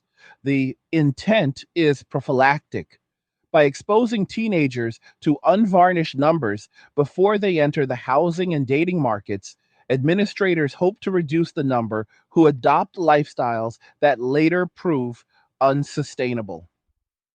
Critics call the programs covert pronatalism. Supporters call them financial literacy. Either way, the curriculum exists because the downstream consequences of mismatched expectations are now visible in dropout rates, mental health referrals, and early exits from 4 year colleges among students who cannot sustain the lifestyle they expected. Nonprofit organizations that once focused exclusively on women's economic empowerment have quietly expanded their mission statements.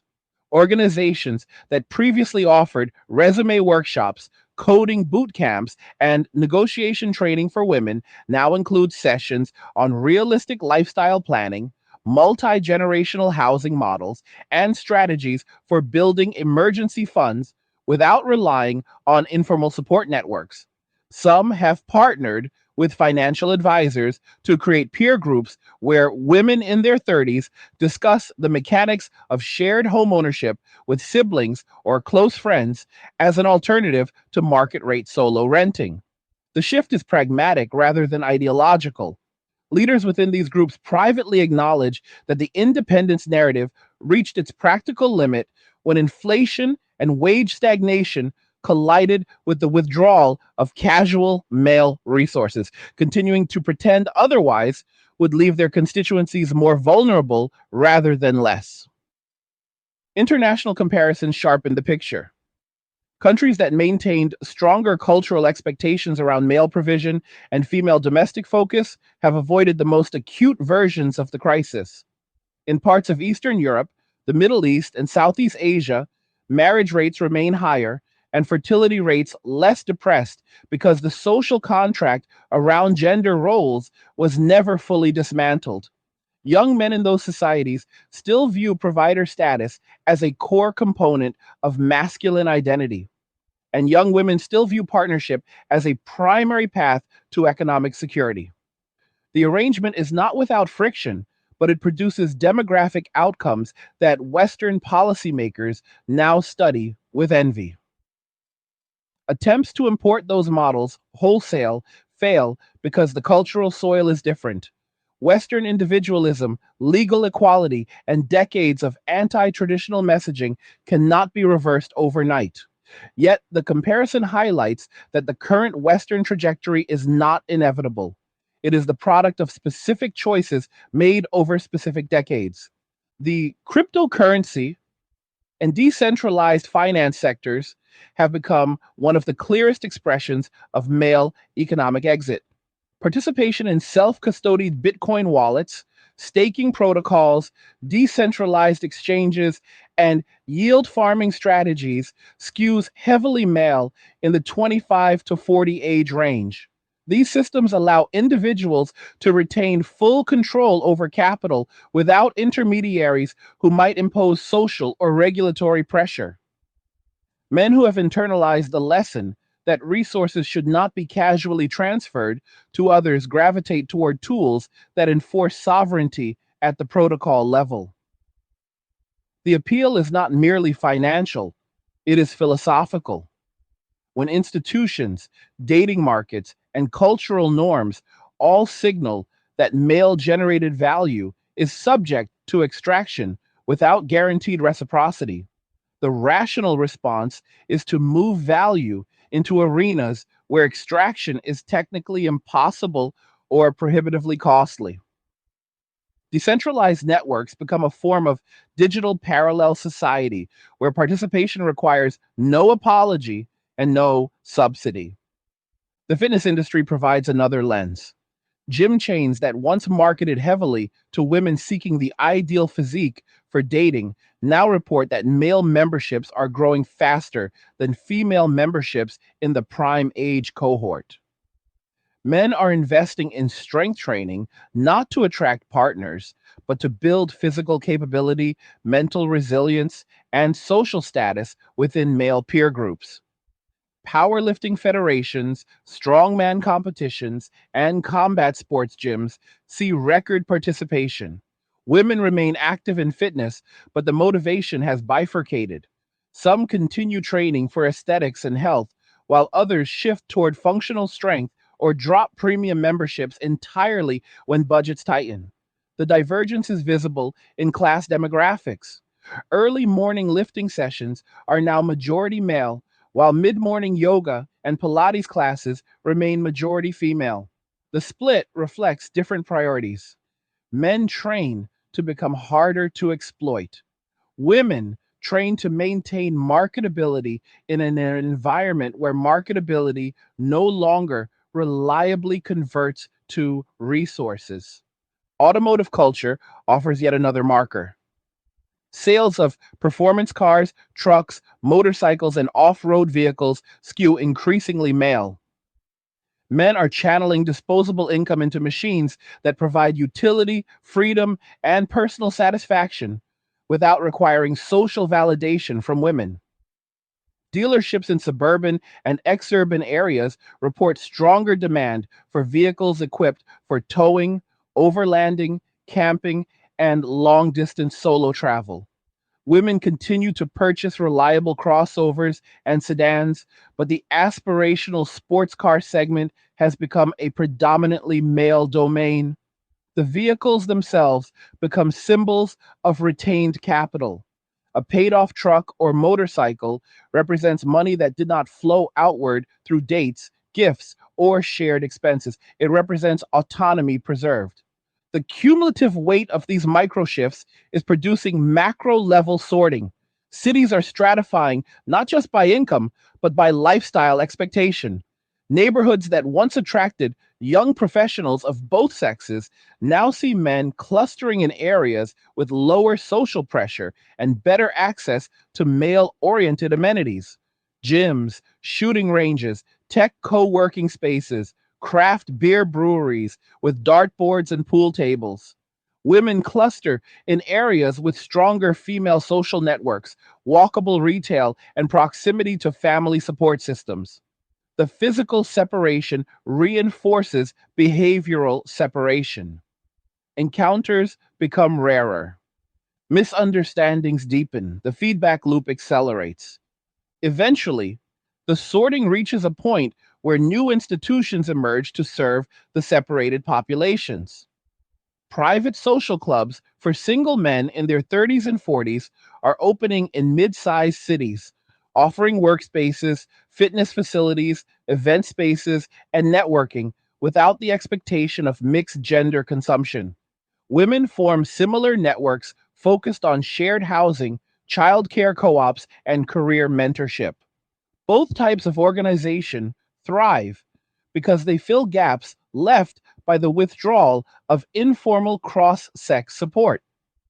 The state may attempt to regulate or tax these parallel structures, but the demand is organic and the technology makes suppression difficult. The final stage of this transition will not be dramatic legislation or cultural epiphany. It will be quiet acceptance. Men will continue building lives that do not depend on female approval or consumption.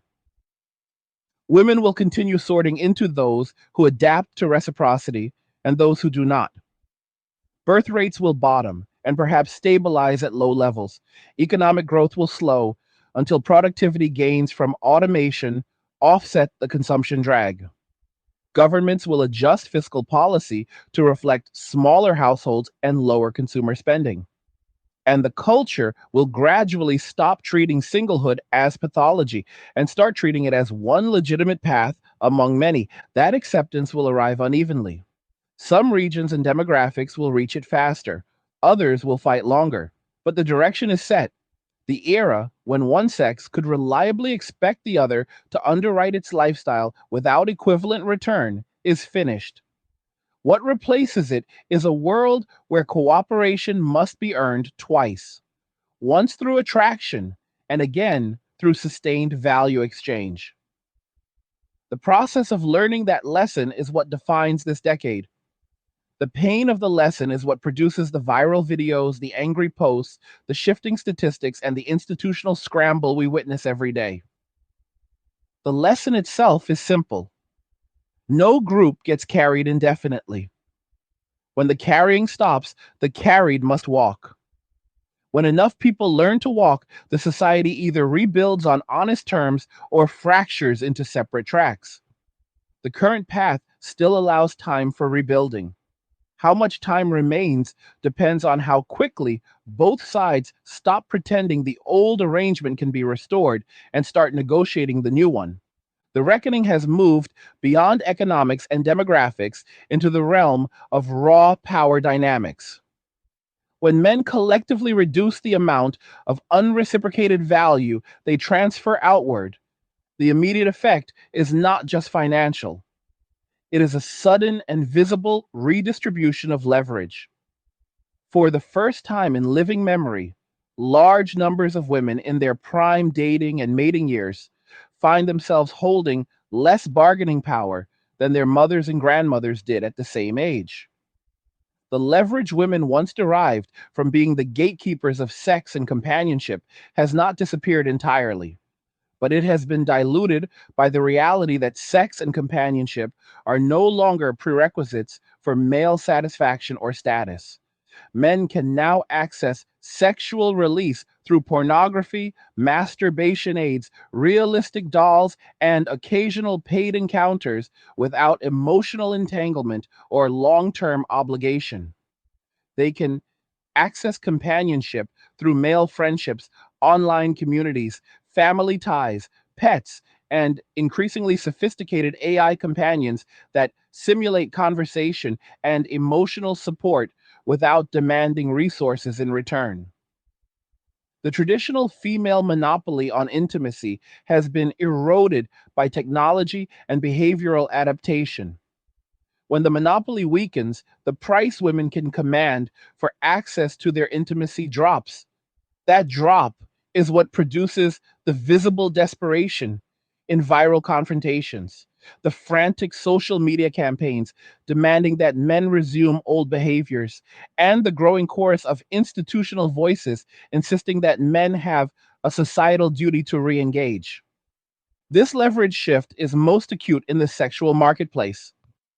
Data from adult content platforms shows male consumption of pornography and erotic content rising steadily, while female consumption remains relatively flat or grows more slowly. The asymmetry is not new, but the scale is.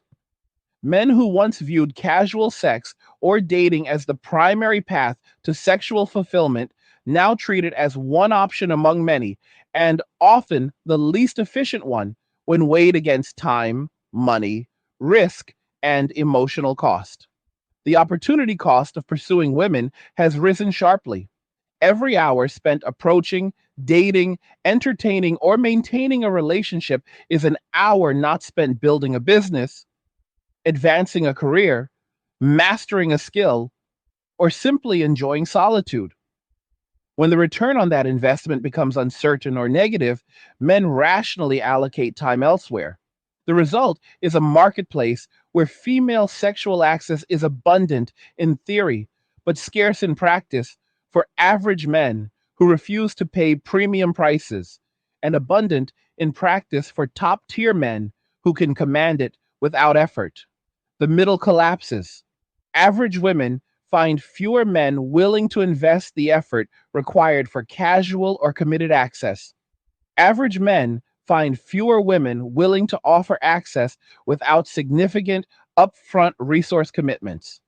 Both sides experience scarcity even as the total population remains constant. The mismatch fuels resentment on both ends. Women respond to the scarcity in predictable ways. Some escalate demands, believing that louder entitlement or more aggressive shaming will restore the previous equilibrium. Others attempt to increase their own market value through extreme fitness regimens, cosmetic procedures, personal branding, or strategic location changes to cities with better male to female ratios. A growing subset quietly lowers standards, accepting partners they would have rejected 5 years earlier, or delaying partnership altogether while focusing on career and friendships. The quiet group rarely appears in viral content because adaptation does not generate outrage. The escalating group dominates the discourse because escalation produces conflict and conflict produces views. The visible crisis is therefore overstated. Much of the female population is adapting behind the scenes, recalibrating expectations downward, moving to more affordable regions, building stronger platonic networks, and learning to derive satisfaction from sources other than male provision or romantic validation. This silent adaptation is the real story. It receives less attention because it is boring. Boring does not go viral, but boring is what sustains populations over generations. Men, meanwhile, are not merely withdrawing resources, they are actively constructing alternatives that reduce dependency on female approval at every level. One of the most significant is the rise of what could be called intentional male minimalism. This is not poverty driven minimalism, it is affluence driven minimalism. Men who earn solid incomes deliberately keep their lifestyles lean so that fixed costs remain low, and discretionary income can be directed toward high upside investments or experiences that require no external validation. They rent modest apartments or own small homes outright rather than stretching for larger properties. They drive reliable used vehicles rather than new luxury models. They eat home cooked meals rather than frequent restaurants. They travel light and solo or with small male groups rather than in mixed luxury settings. The goal is not deprivation. The goal is optionality. Low fixed costs mean fewer obligations. Fewer obligations mean greater freedom to say no to demands, to walk away from bad deals, to relocate for better opportunities, or to weather economic downturns without panic. This intentional lean living is spreading through online communities where men share spreadsheets breaking down monthly burn rates, housing hacks, meal prep efficiencies, and side hustle income streams. The culture rewards discipline and punishes waste. Men who once felt pressure to display wealth to attract women now display discipline to attract respect from other men. This culture of disciplined minimalism has spillover effects into broader consumer behavior. Brands that once targeted young men with flashy status symbols report softer sales in categories like high end streetwear, designer sneakers, luxury watches, and premium grooming products. The money is not disappearing, it is redirecting toward assets that hold or appreciate value. Precious metals, index funds, real estate down payments, skill based tools, durable outdoor gear, and education that increases earning power. The shift frustrates marketers who built business models around conspicuous consumption. It delights investors who benefit from higher savings rates and capital formation. The economy as a whole becomes slightly more productive because capital is allocated toward production rather than signaling. The change is incremental but compounding.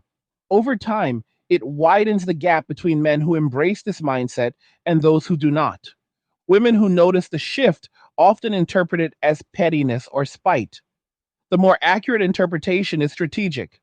When men realize that displays of wealth no longer reliably purchase female loyalty or companionship, they stop displaying wealth in ways that benefit women. They keep wealth invisible or convert it into forms that are difficult to extract. Cash stays in brokerage accounts rather than flowing through bar tabs. Assets stay in titles rather than funding shared lifestyles. Time stays allocated to self improvement rather than entertainment provision. The strategy is defensive rather than aggressive. It is the mirror image of the female strategy of maximizing optionality through career focus, travel, and social positioning during peak fertility years. Both sexes are now playing the same game. Retain as much control over personal resources as possible while minimizing exposure to exploitation. The game is zero sum in the short term. It becomes positive sum only when both sides discover that cooperation under honest terms produces better outcomes than mutual extraction attempts. The discovery process is slow and uneven. Some women reach the realization early and pivot toward building genuine value that men want to reciprocate.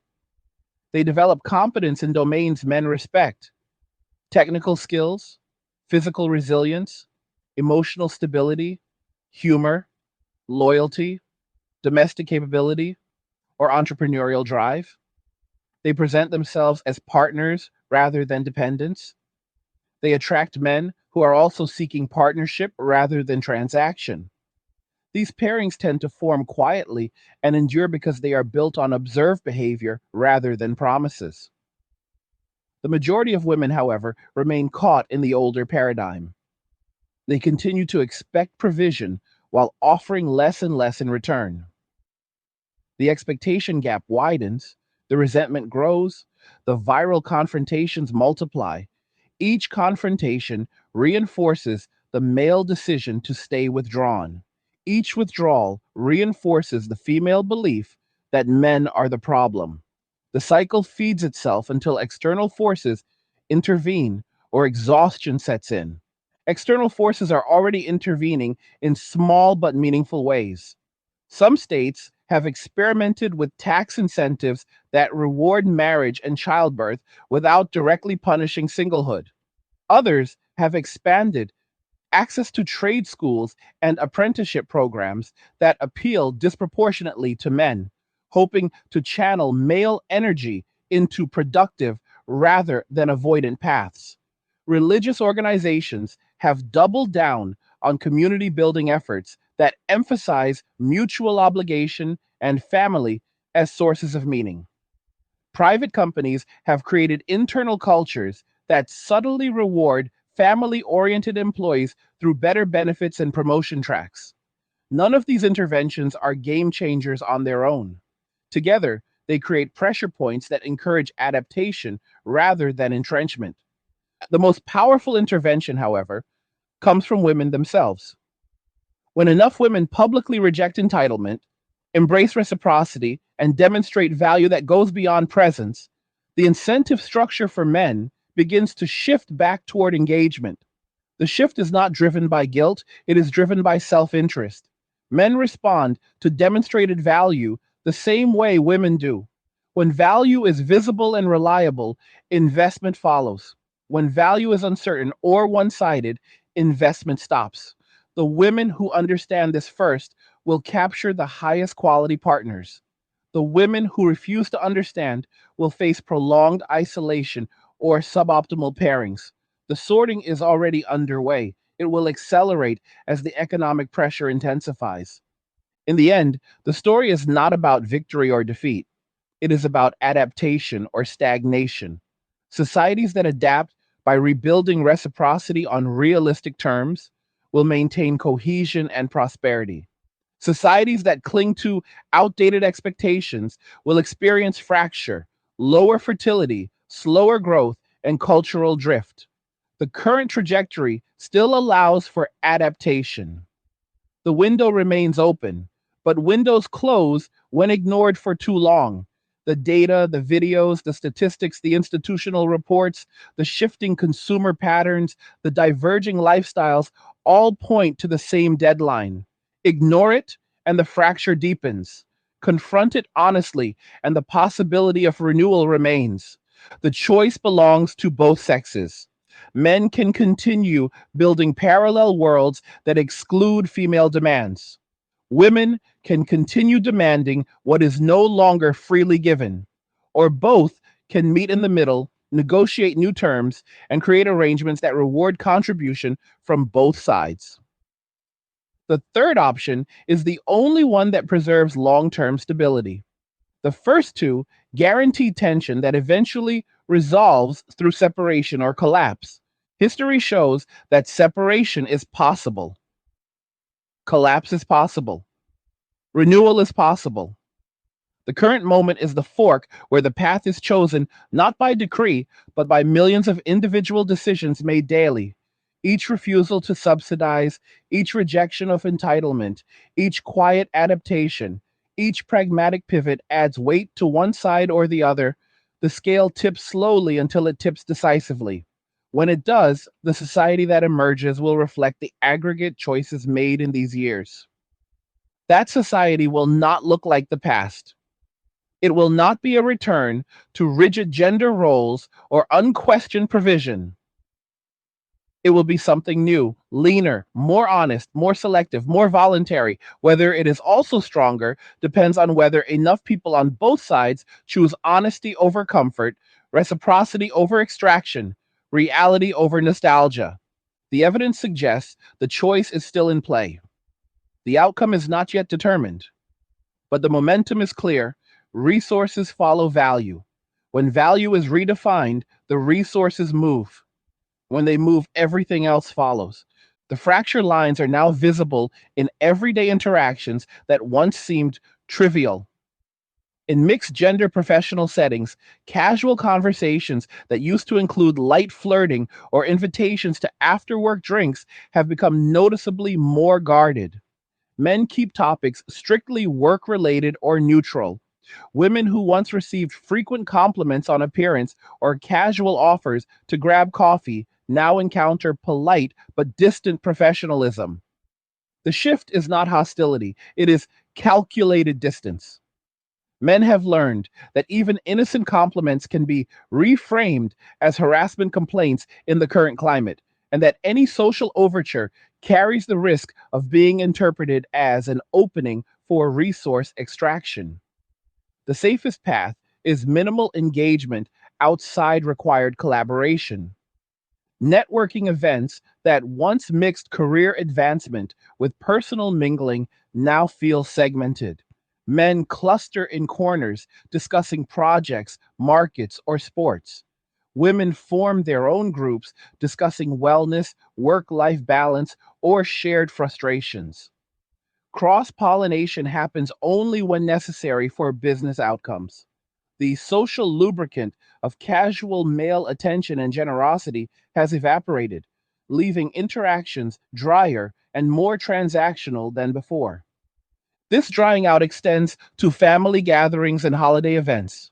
Relatives who used to tease young men about when they would settle down now encounter awkward silences or deflections. Aunts and mothers who once assumed their sons would marry and provide grandchildren find themselves facing polite but firm statements that the timeline is uncertain or non existent. Conversations that used to revolve around future weddings or baby names now pivot to career milestones, travel plans, or property investments. The unspoken tension is palpable. Older generations raised in an era where male provision was the default path to family stability struggle to process the new reality. Younger men explain their position with calm logic rather than anger. They point to the math of housing costs, the unreliability of modern partnerships, the legal risks of marriage, and the availability of fulfilling lives without children. The explanations rarely change minds, but they force acknowledgement that the old script no longer applies universally. Some families adapt by celebrating individual achievements without pressing for traditional markers. Others double down on guilt or religious appeals. The divide within families mirrors the divide in society at large. Public spaces reflect the same caution. In coffee shops, libraries, gyms, and parks, men who once might have struck up conversations with women nearby now keep headphones on, eyes on devices, or focus intently on their tasks. The default assumption is that any unsolicited interaction could lead to discomfort or escalation. Women notice the absence of casual approaches and interpret it in different ways. Some feel relieved by the reduced pressure. Others feel insulted by the perceived rejection. A subset has begun experimenting with direct approaches themselves, walking up to men in neutral settings and opening with compliments or questions. These attempts meet mixed results. Some men respond politely but briefly, others disengage immediately, and a small number engage enthusiastically when the interaction feels genuinely reciprocal rather than transactional. The pattern reinforces itself. Direct female approaches that carry no expectation of payment or entertainment succeed more often. Those that pivot quickly to demands fail almost immediately. The lesson spreads slowly through observation and shared stories. Dating coaches and relationship advisors have pivoted their businesses accordingly. Male coaches now emphasize frame control, abundance mindset, outcome independence, and selective investment. They teach men to screen hard for reciprocity early, to walk away from red flags without apology, and to build lives so fulfilling that partnership becomes an enhancement rather than a necessity. Female coaches just increasingly focus on authenticity, emotional regulation, value demonstration, and realistic expectation management. The most successful ones openly discuss the changed marketplace. They warn clients against entitlement scripts learned from social media and encourage building skills that make a woman irreplaceable to in a man's life rather than interchangeable. The advice is pragmatic rather than ideological. Coaches who cling to outdated gender scripts lose clients to those who address current realities. The market sorts quickly. Media portrayals of single men have begun to shift as well. Where once the trope was the pathetic basement dwelling loser, newer content shows self sufficient men living intentionally minimalist or adventure focused lives.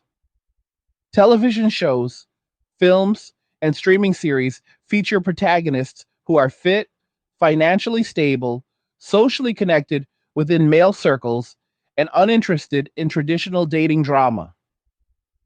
The archetype is not bitter, it is content. Women in these stories are sometimes portrayed as puzzled or frustrated by the lack of pursuit, sometimes as relieved to encounter men who do not need them to complete their identity. The shift is subtle but noticeable. Audiences respond positively to characters who embody optionality rather than desperation. Viewership data for content celebrating male independence climbs, while content centered on female romantic quests sees softer numbers unless it includes realistic adaptation arcs. The political ramifications deepen. Parties that built platforms around expanding female economic opportunities now face pressure to address the unintended consequences of those policies when they intersect with male withdrawal. Progressive platforms that once focused almost exclusively on gender pay gaps, childcare subsidies, and workplace equity now include language about family stability and male engagement without alienating core voters. Conservative platforms emphasize personal responsibility, economic freedom, and cultural incentives for family formation while avoiding overt punishment of single men. Centrist voices attempt to thread the needle by promoting policies that reward mutual commitment rather than unilateral provision. The debate is no longer about whether gender dynamics have changed. It is about how to respond without triggering further disengagement. Economic forecasters now routinely include household formation drag as a variable in long term models. The assumption is that fewer dual income households pursuing aspirational consumption will produce persistently lower demand for consumer durables, housing square footage, education loans, childcare services, and family oriented travel. Offsetting factors include higher productivity from automation, continued immigration, and increased female labor force participation in adapting sectors.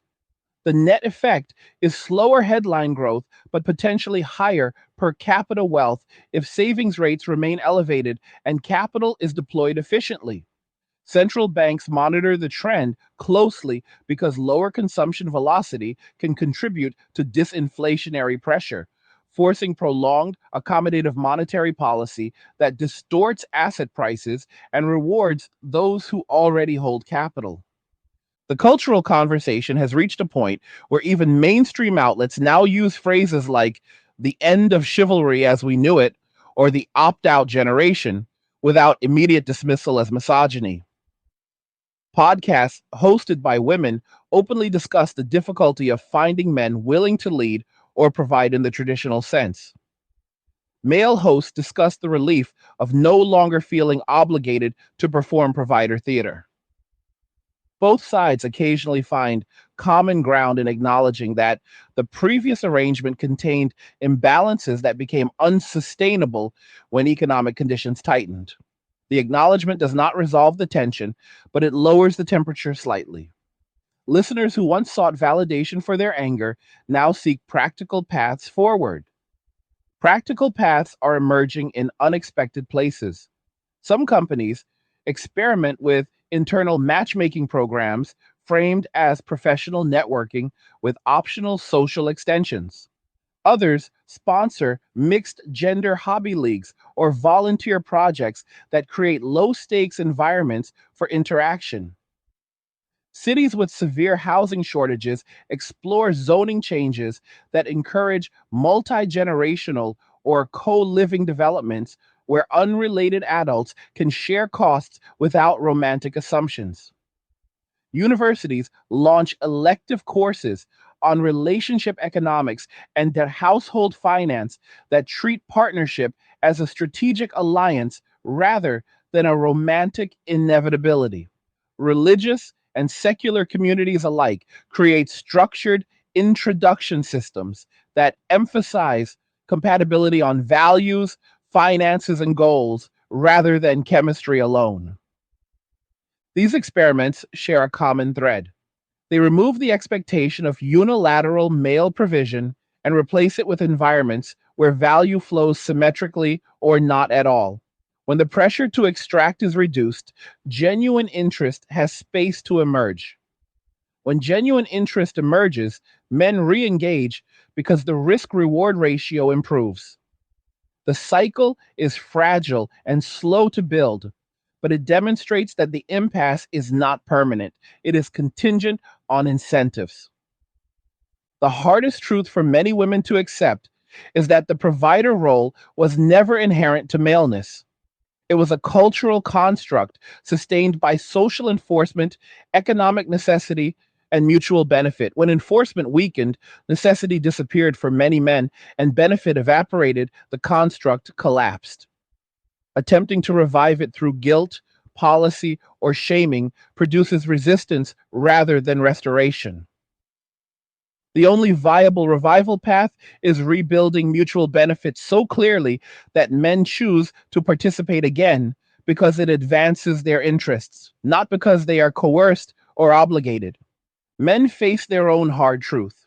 Permanent withdrawal risks, isolation, lower lifetime happiness for those wired for family, and a society that may become colder and more stratified without cross sex cooperation. Self sufficiency is liberating, but it is not the same as fulfillment for everyone. The men who recognize this seek partnerships where the terms are fair and enforceable. They do not seek the old model.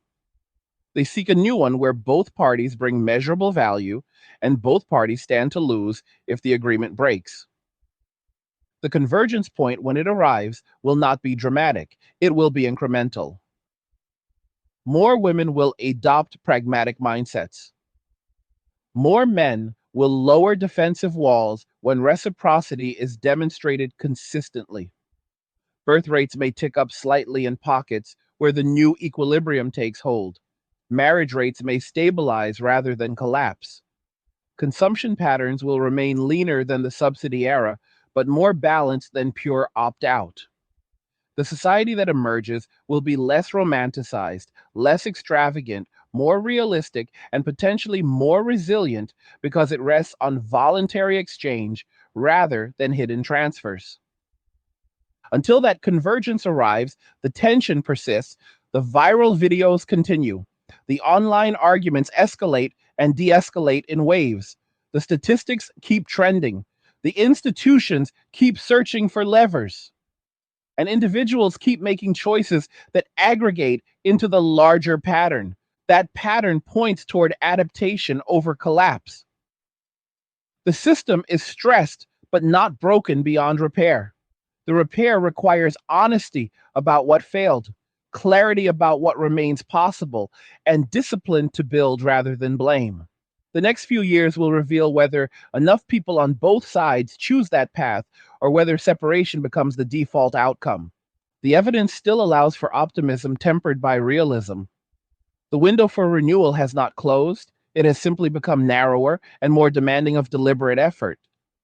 Effort that is mutual, effort that is honest, effort that recognizes that neither sex can carry the other indefinitely without reciprocal return.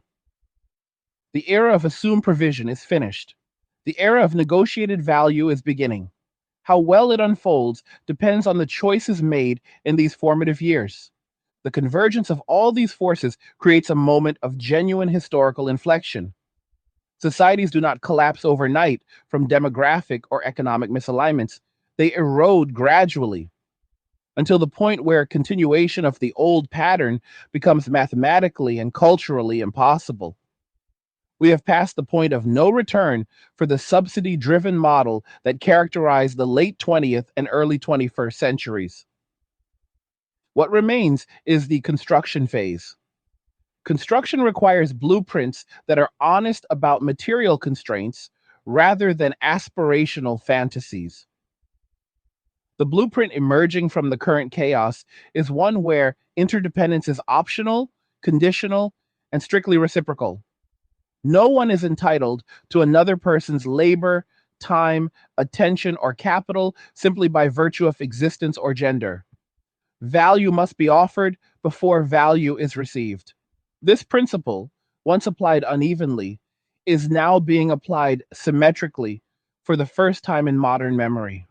In practice, this means relationships, romantic, platonic, familial, professional, survive only when both parties perceive net benefit over time. Short term imbalances are tolerated when trust is high and horizons are long. Chronic imbalances lead to dissolution or non formation. The cultural shift required to sustain this model is profound. Generations raised on narratives of inherent worth, independent of contribution, must unlearn the assumption that presence alone merits support. Generations conditioned to view provision as disposability must relearn that provision can be chosen freely when the recipient adds commensurate value rather than demands it as tribute. The unlearning and relearning process is uneven, painful, and visible in every viral clip of confrontation, every declining marriage statistic, every quiet relocation to lower cost regions, every new savings milestone reported in male dominated online spaces. The practical manifestations of this new equilibrium are already forming in pockets. In certain mid sized cities and college towns, mixed gender communities have emerged around shared interests that require active contribution rather than passive consumption. Rock climbing gyms host multi pitch trips where participants split gear costs, food, and driving duties evenly. Board game meetups enforce strict buy in rules so no one subsidizes another's entertainment.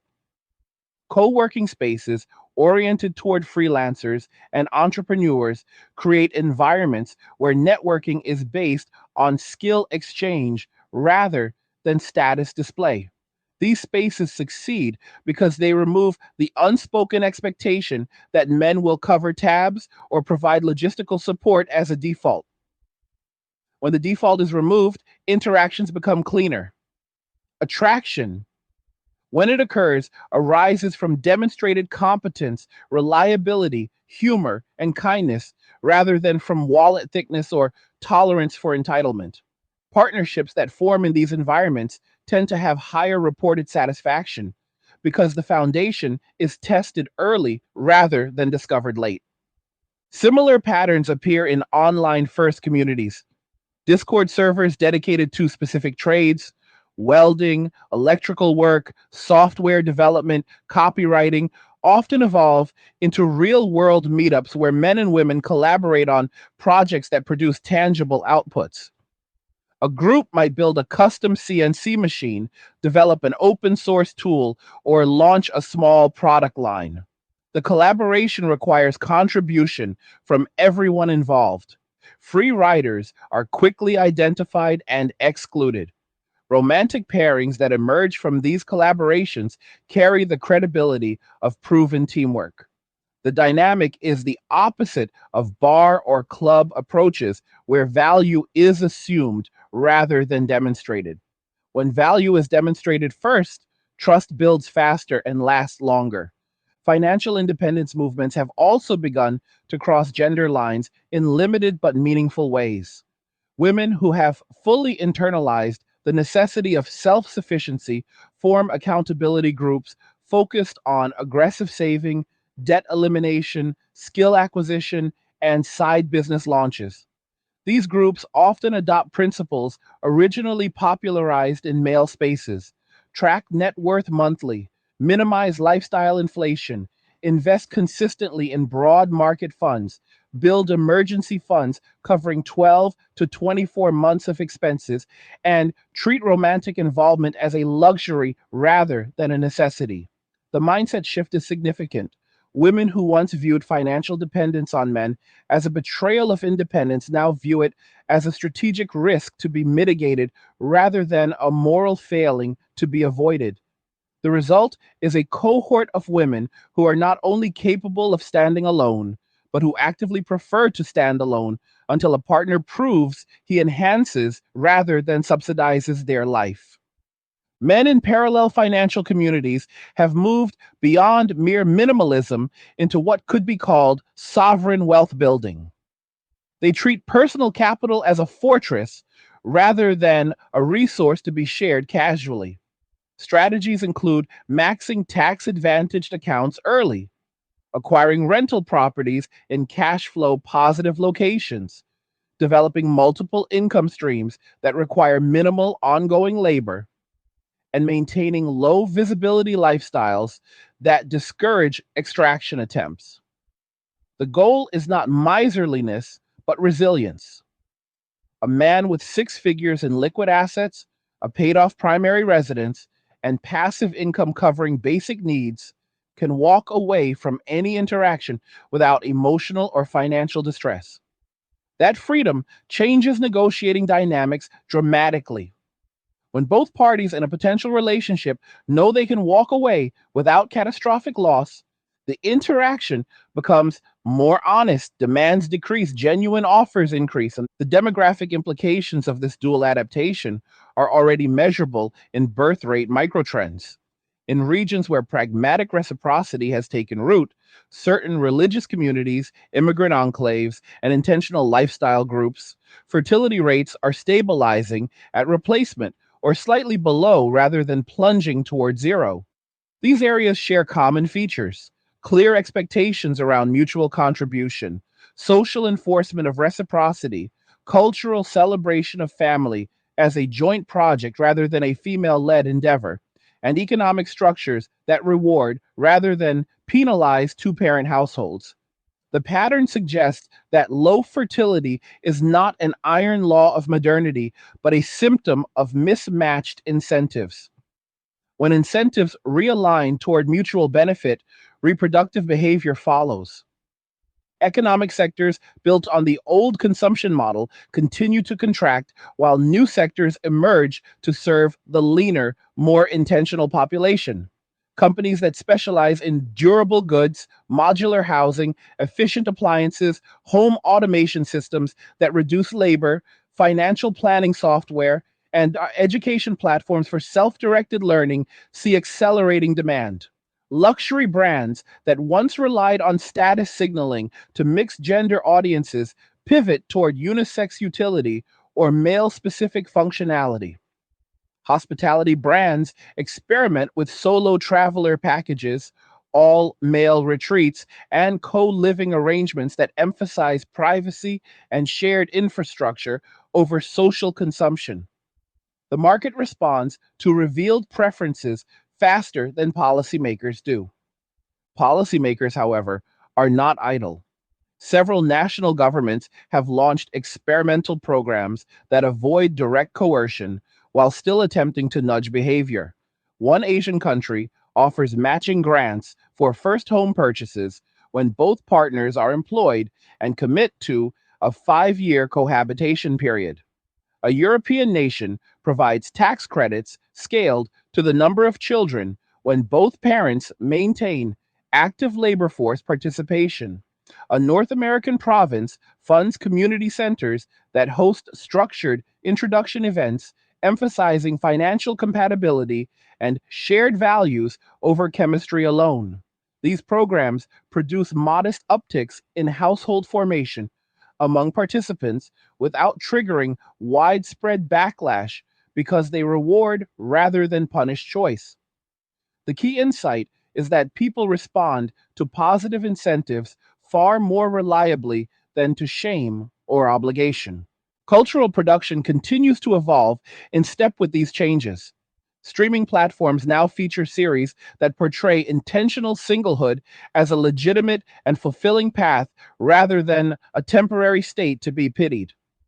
Characters who choose solitude are shown as competent, connected within chosen communities, and pursuing mastery in their fields. When romance enters the picture, it arrives as an addition rather than a completion. Female leads who reject entitlement scripts and build independent value attract partners who respect that independence. The stories resonate because they reflect lived experience for an increasing share of the audience. Content that clings to outdated tropes, damsels awaiting rescue, men as disposable providers, sees declining engagement unless it is deliberately satirical. The final shape of this transition will not be uniform across regions or classes. High cost urban cores may remain bastions of delayed or foregone family formation, while exurban and rural areas see earlier pairing among those who prioritize stability over glamour. Upper income brackets will continue to form stable households because the economic cushion allows experimentation with non traditional roles without collapse. Middle and working classes will sort more sharply along lines of cultural alignment and financial discipline. The result will be a patchwork society rather than a monolithic one. Some subcultures will maintain high fertility and traditional reciprocity. Others will embrace voluntary singlehood and childlessness as default states. Both can coexist provided neither attempts to impose its preferences through state power or cultural hegemony.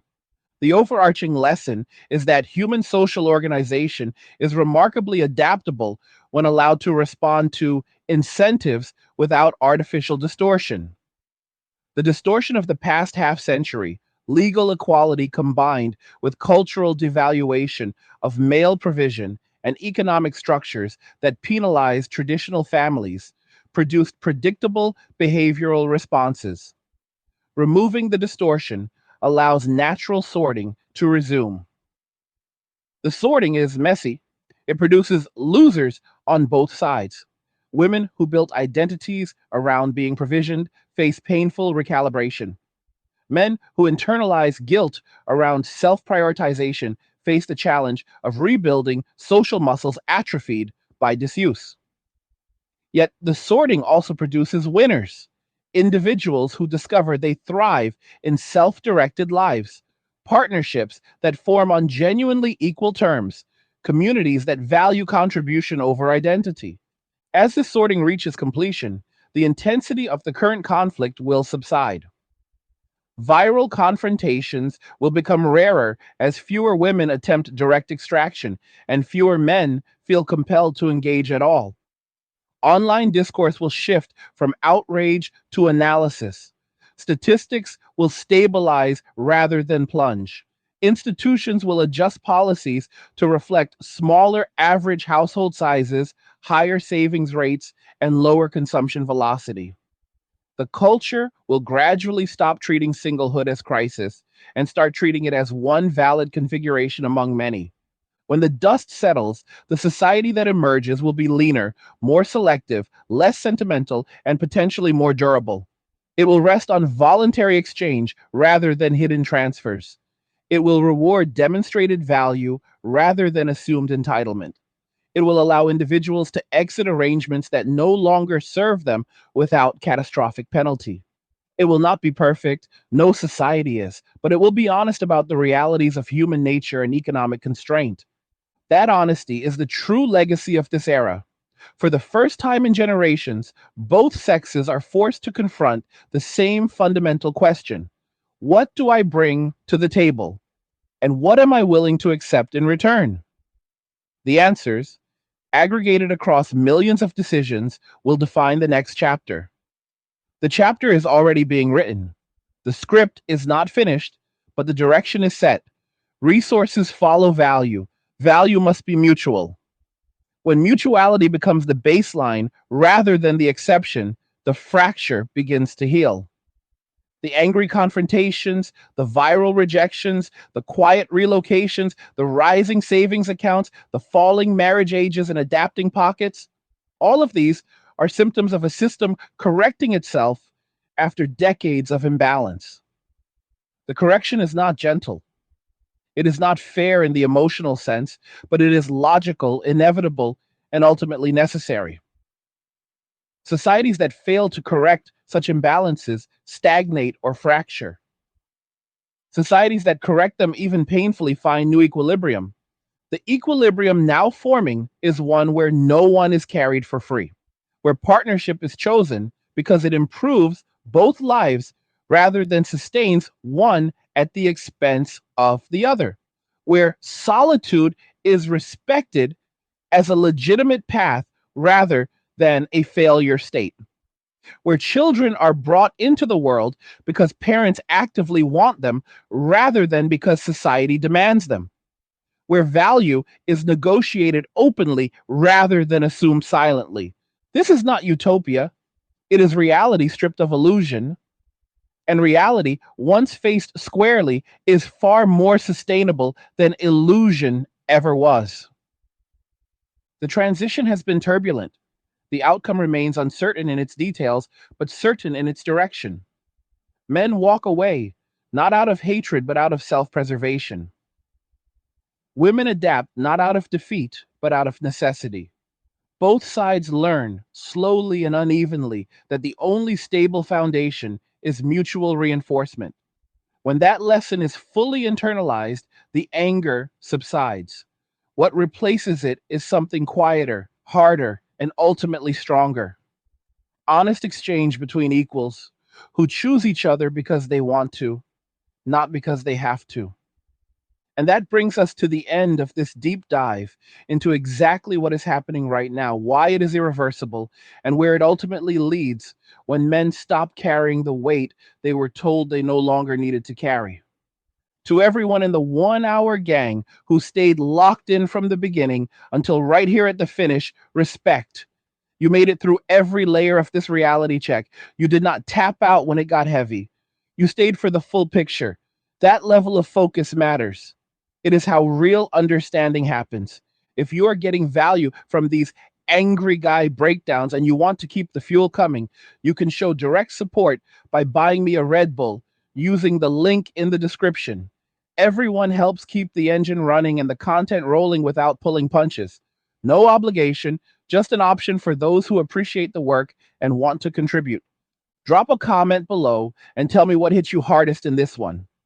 Do you agree that the trust is gone for good and winter has arrived for the generation that burned every bridge? Do you see the same patterns playing out in your own city, your own social circle, your own family? Be straight about it, no fluff. I read every comment, and the discussion there usually gets more real than the video itself. Like the video if you like it. Do not forget to subscribe if you want the next one the moment it drops. And if this hit home, share the video so more men see what is actually happening and more women understand why the old game is over. All roads lead to MWA, men walking away, and cheers. Nothing says you care like crypto. Nothing can compare. Nothing says you care like crypto. Oh, nothing can compare to crypto.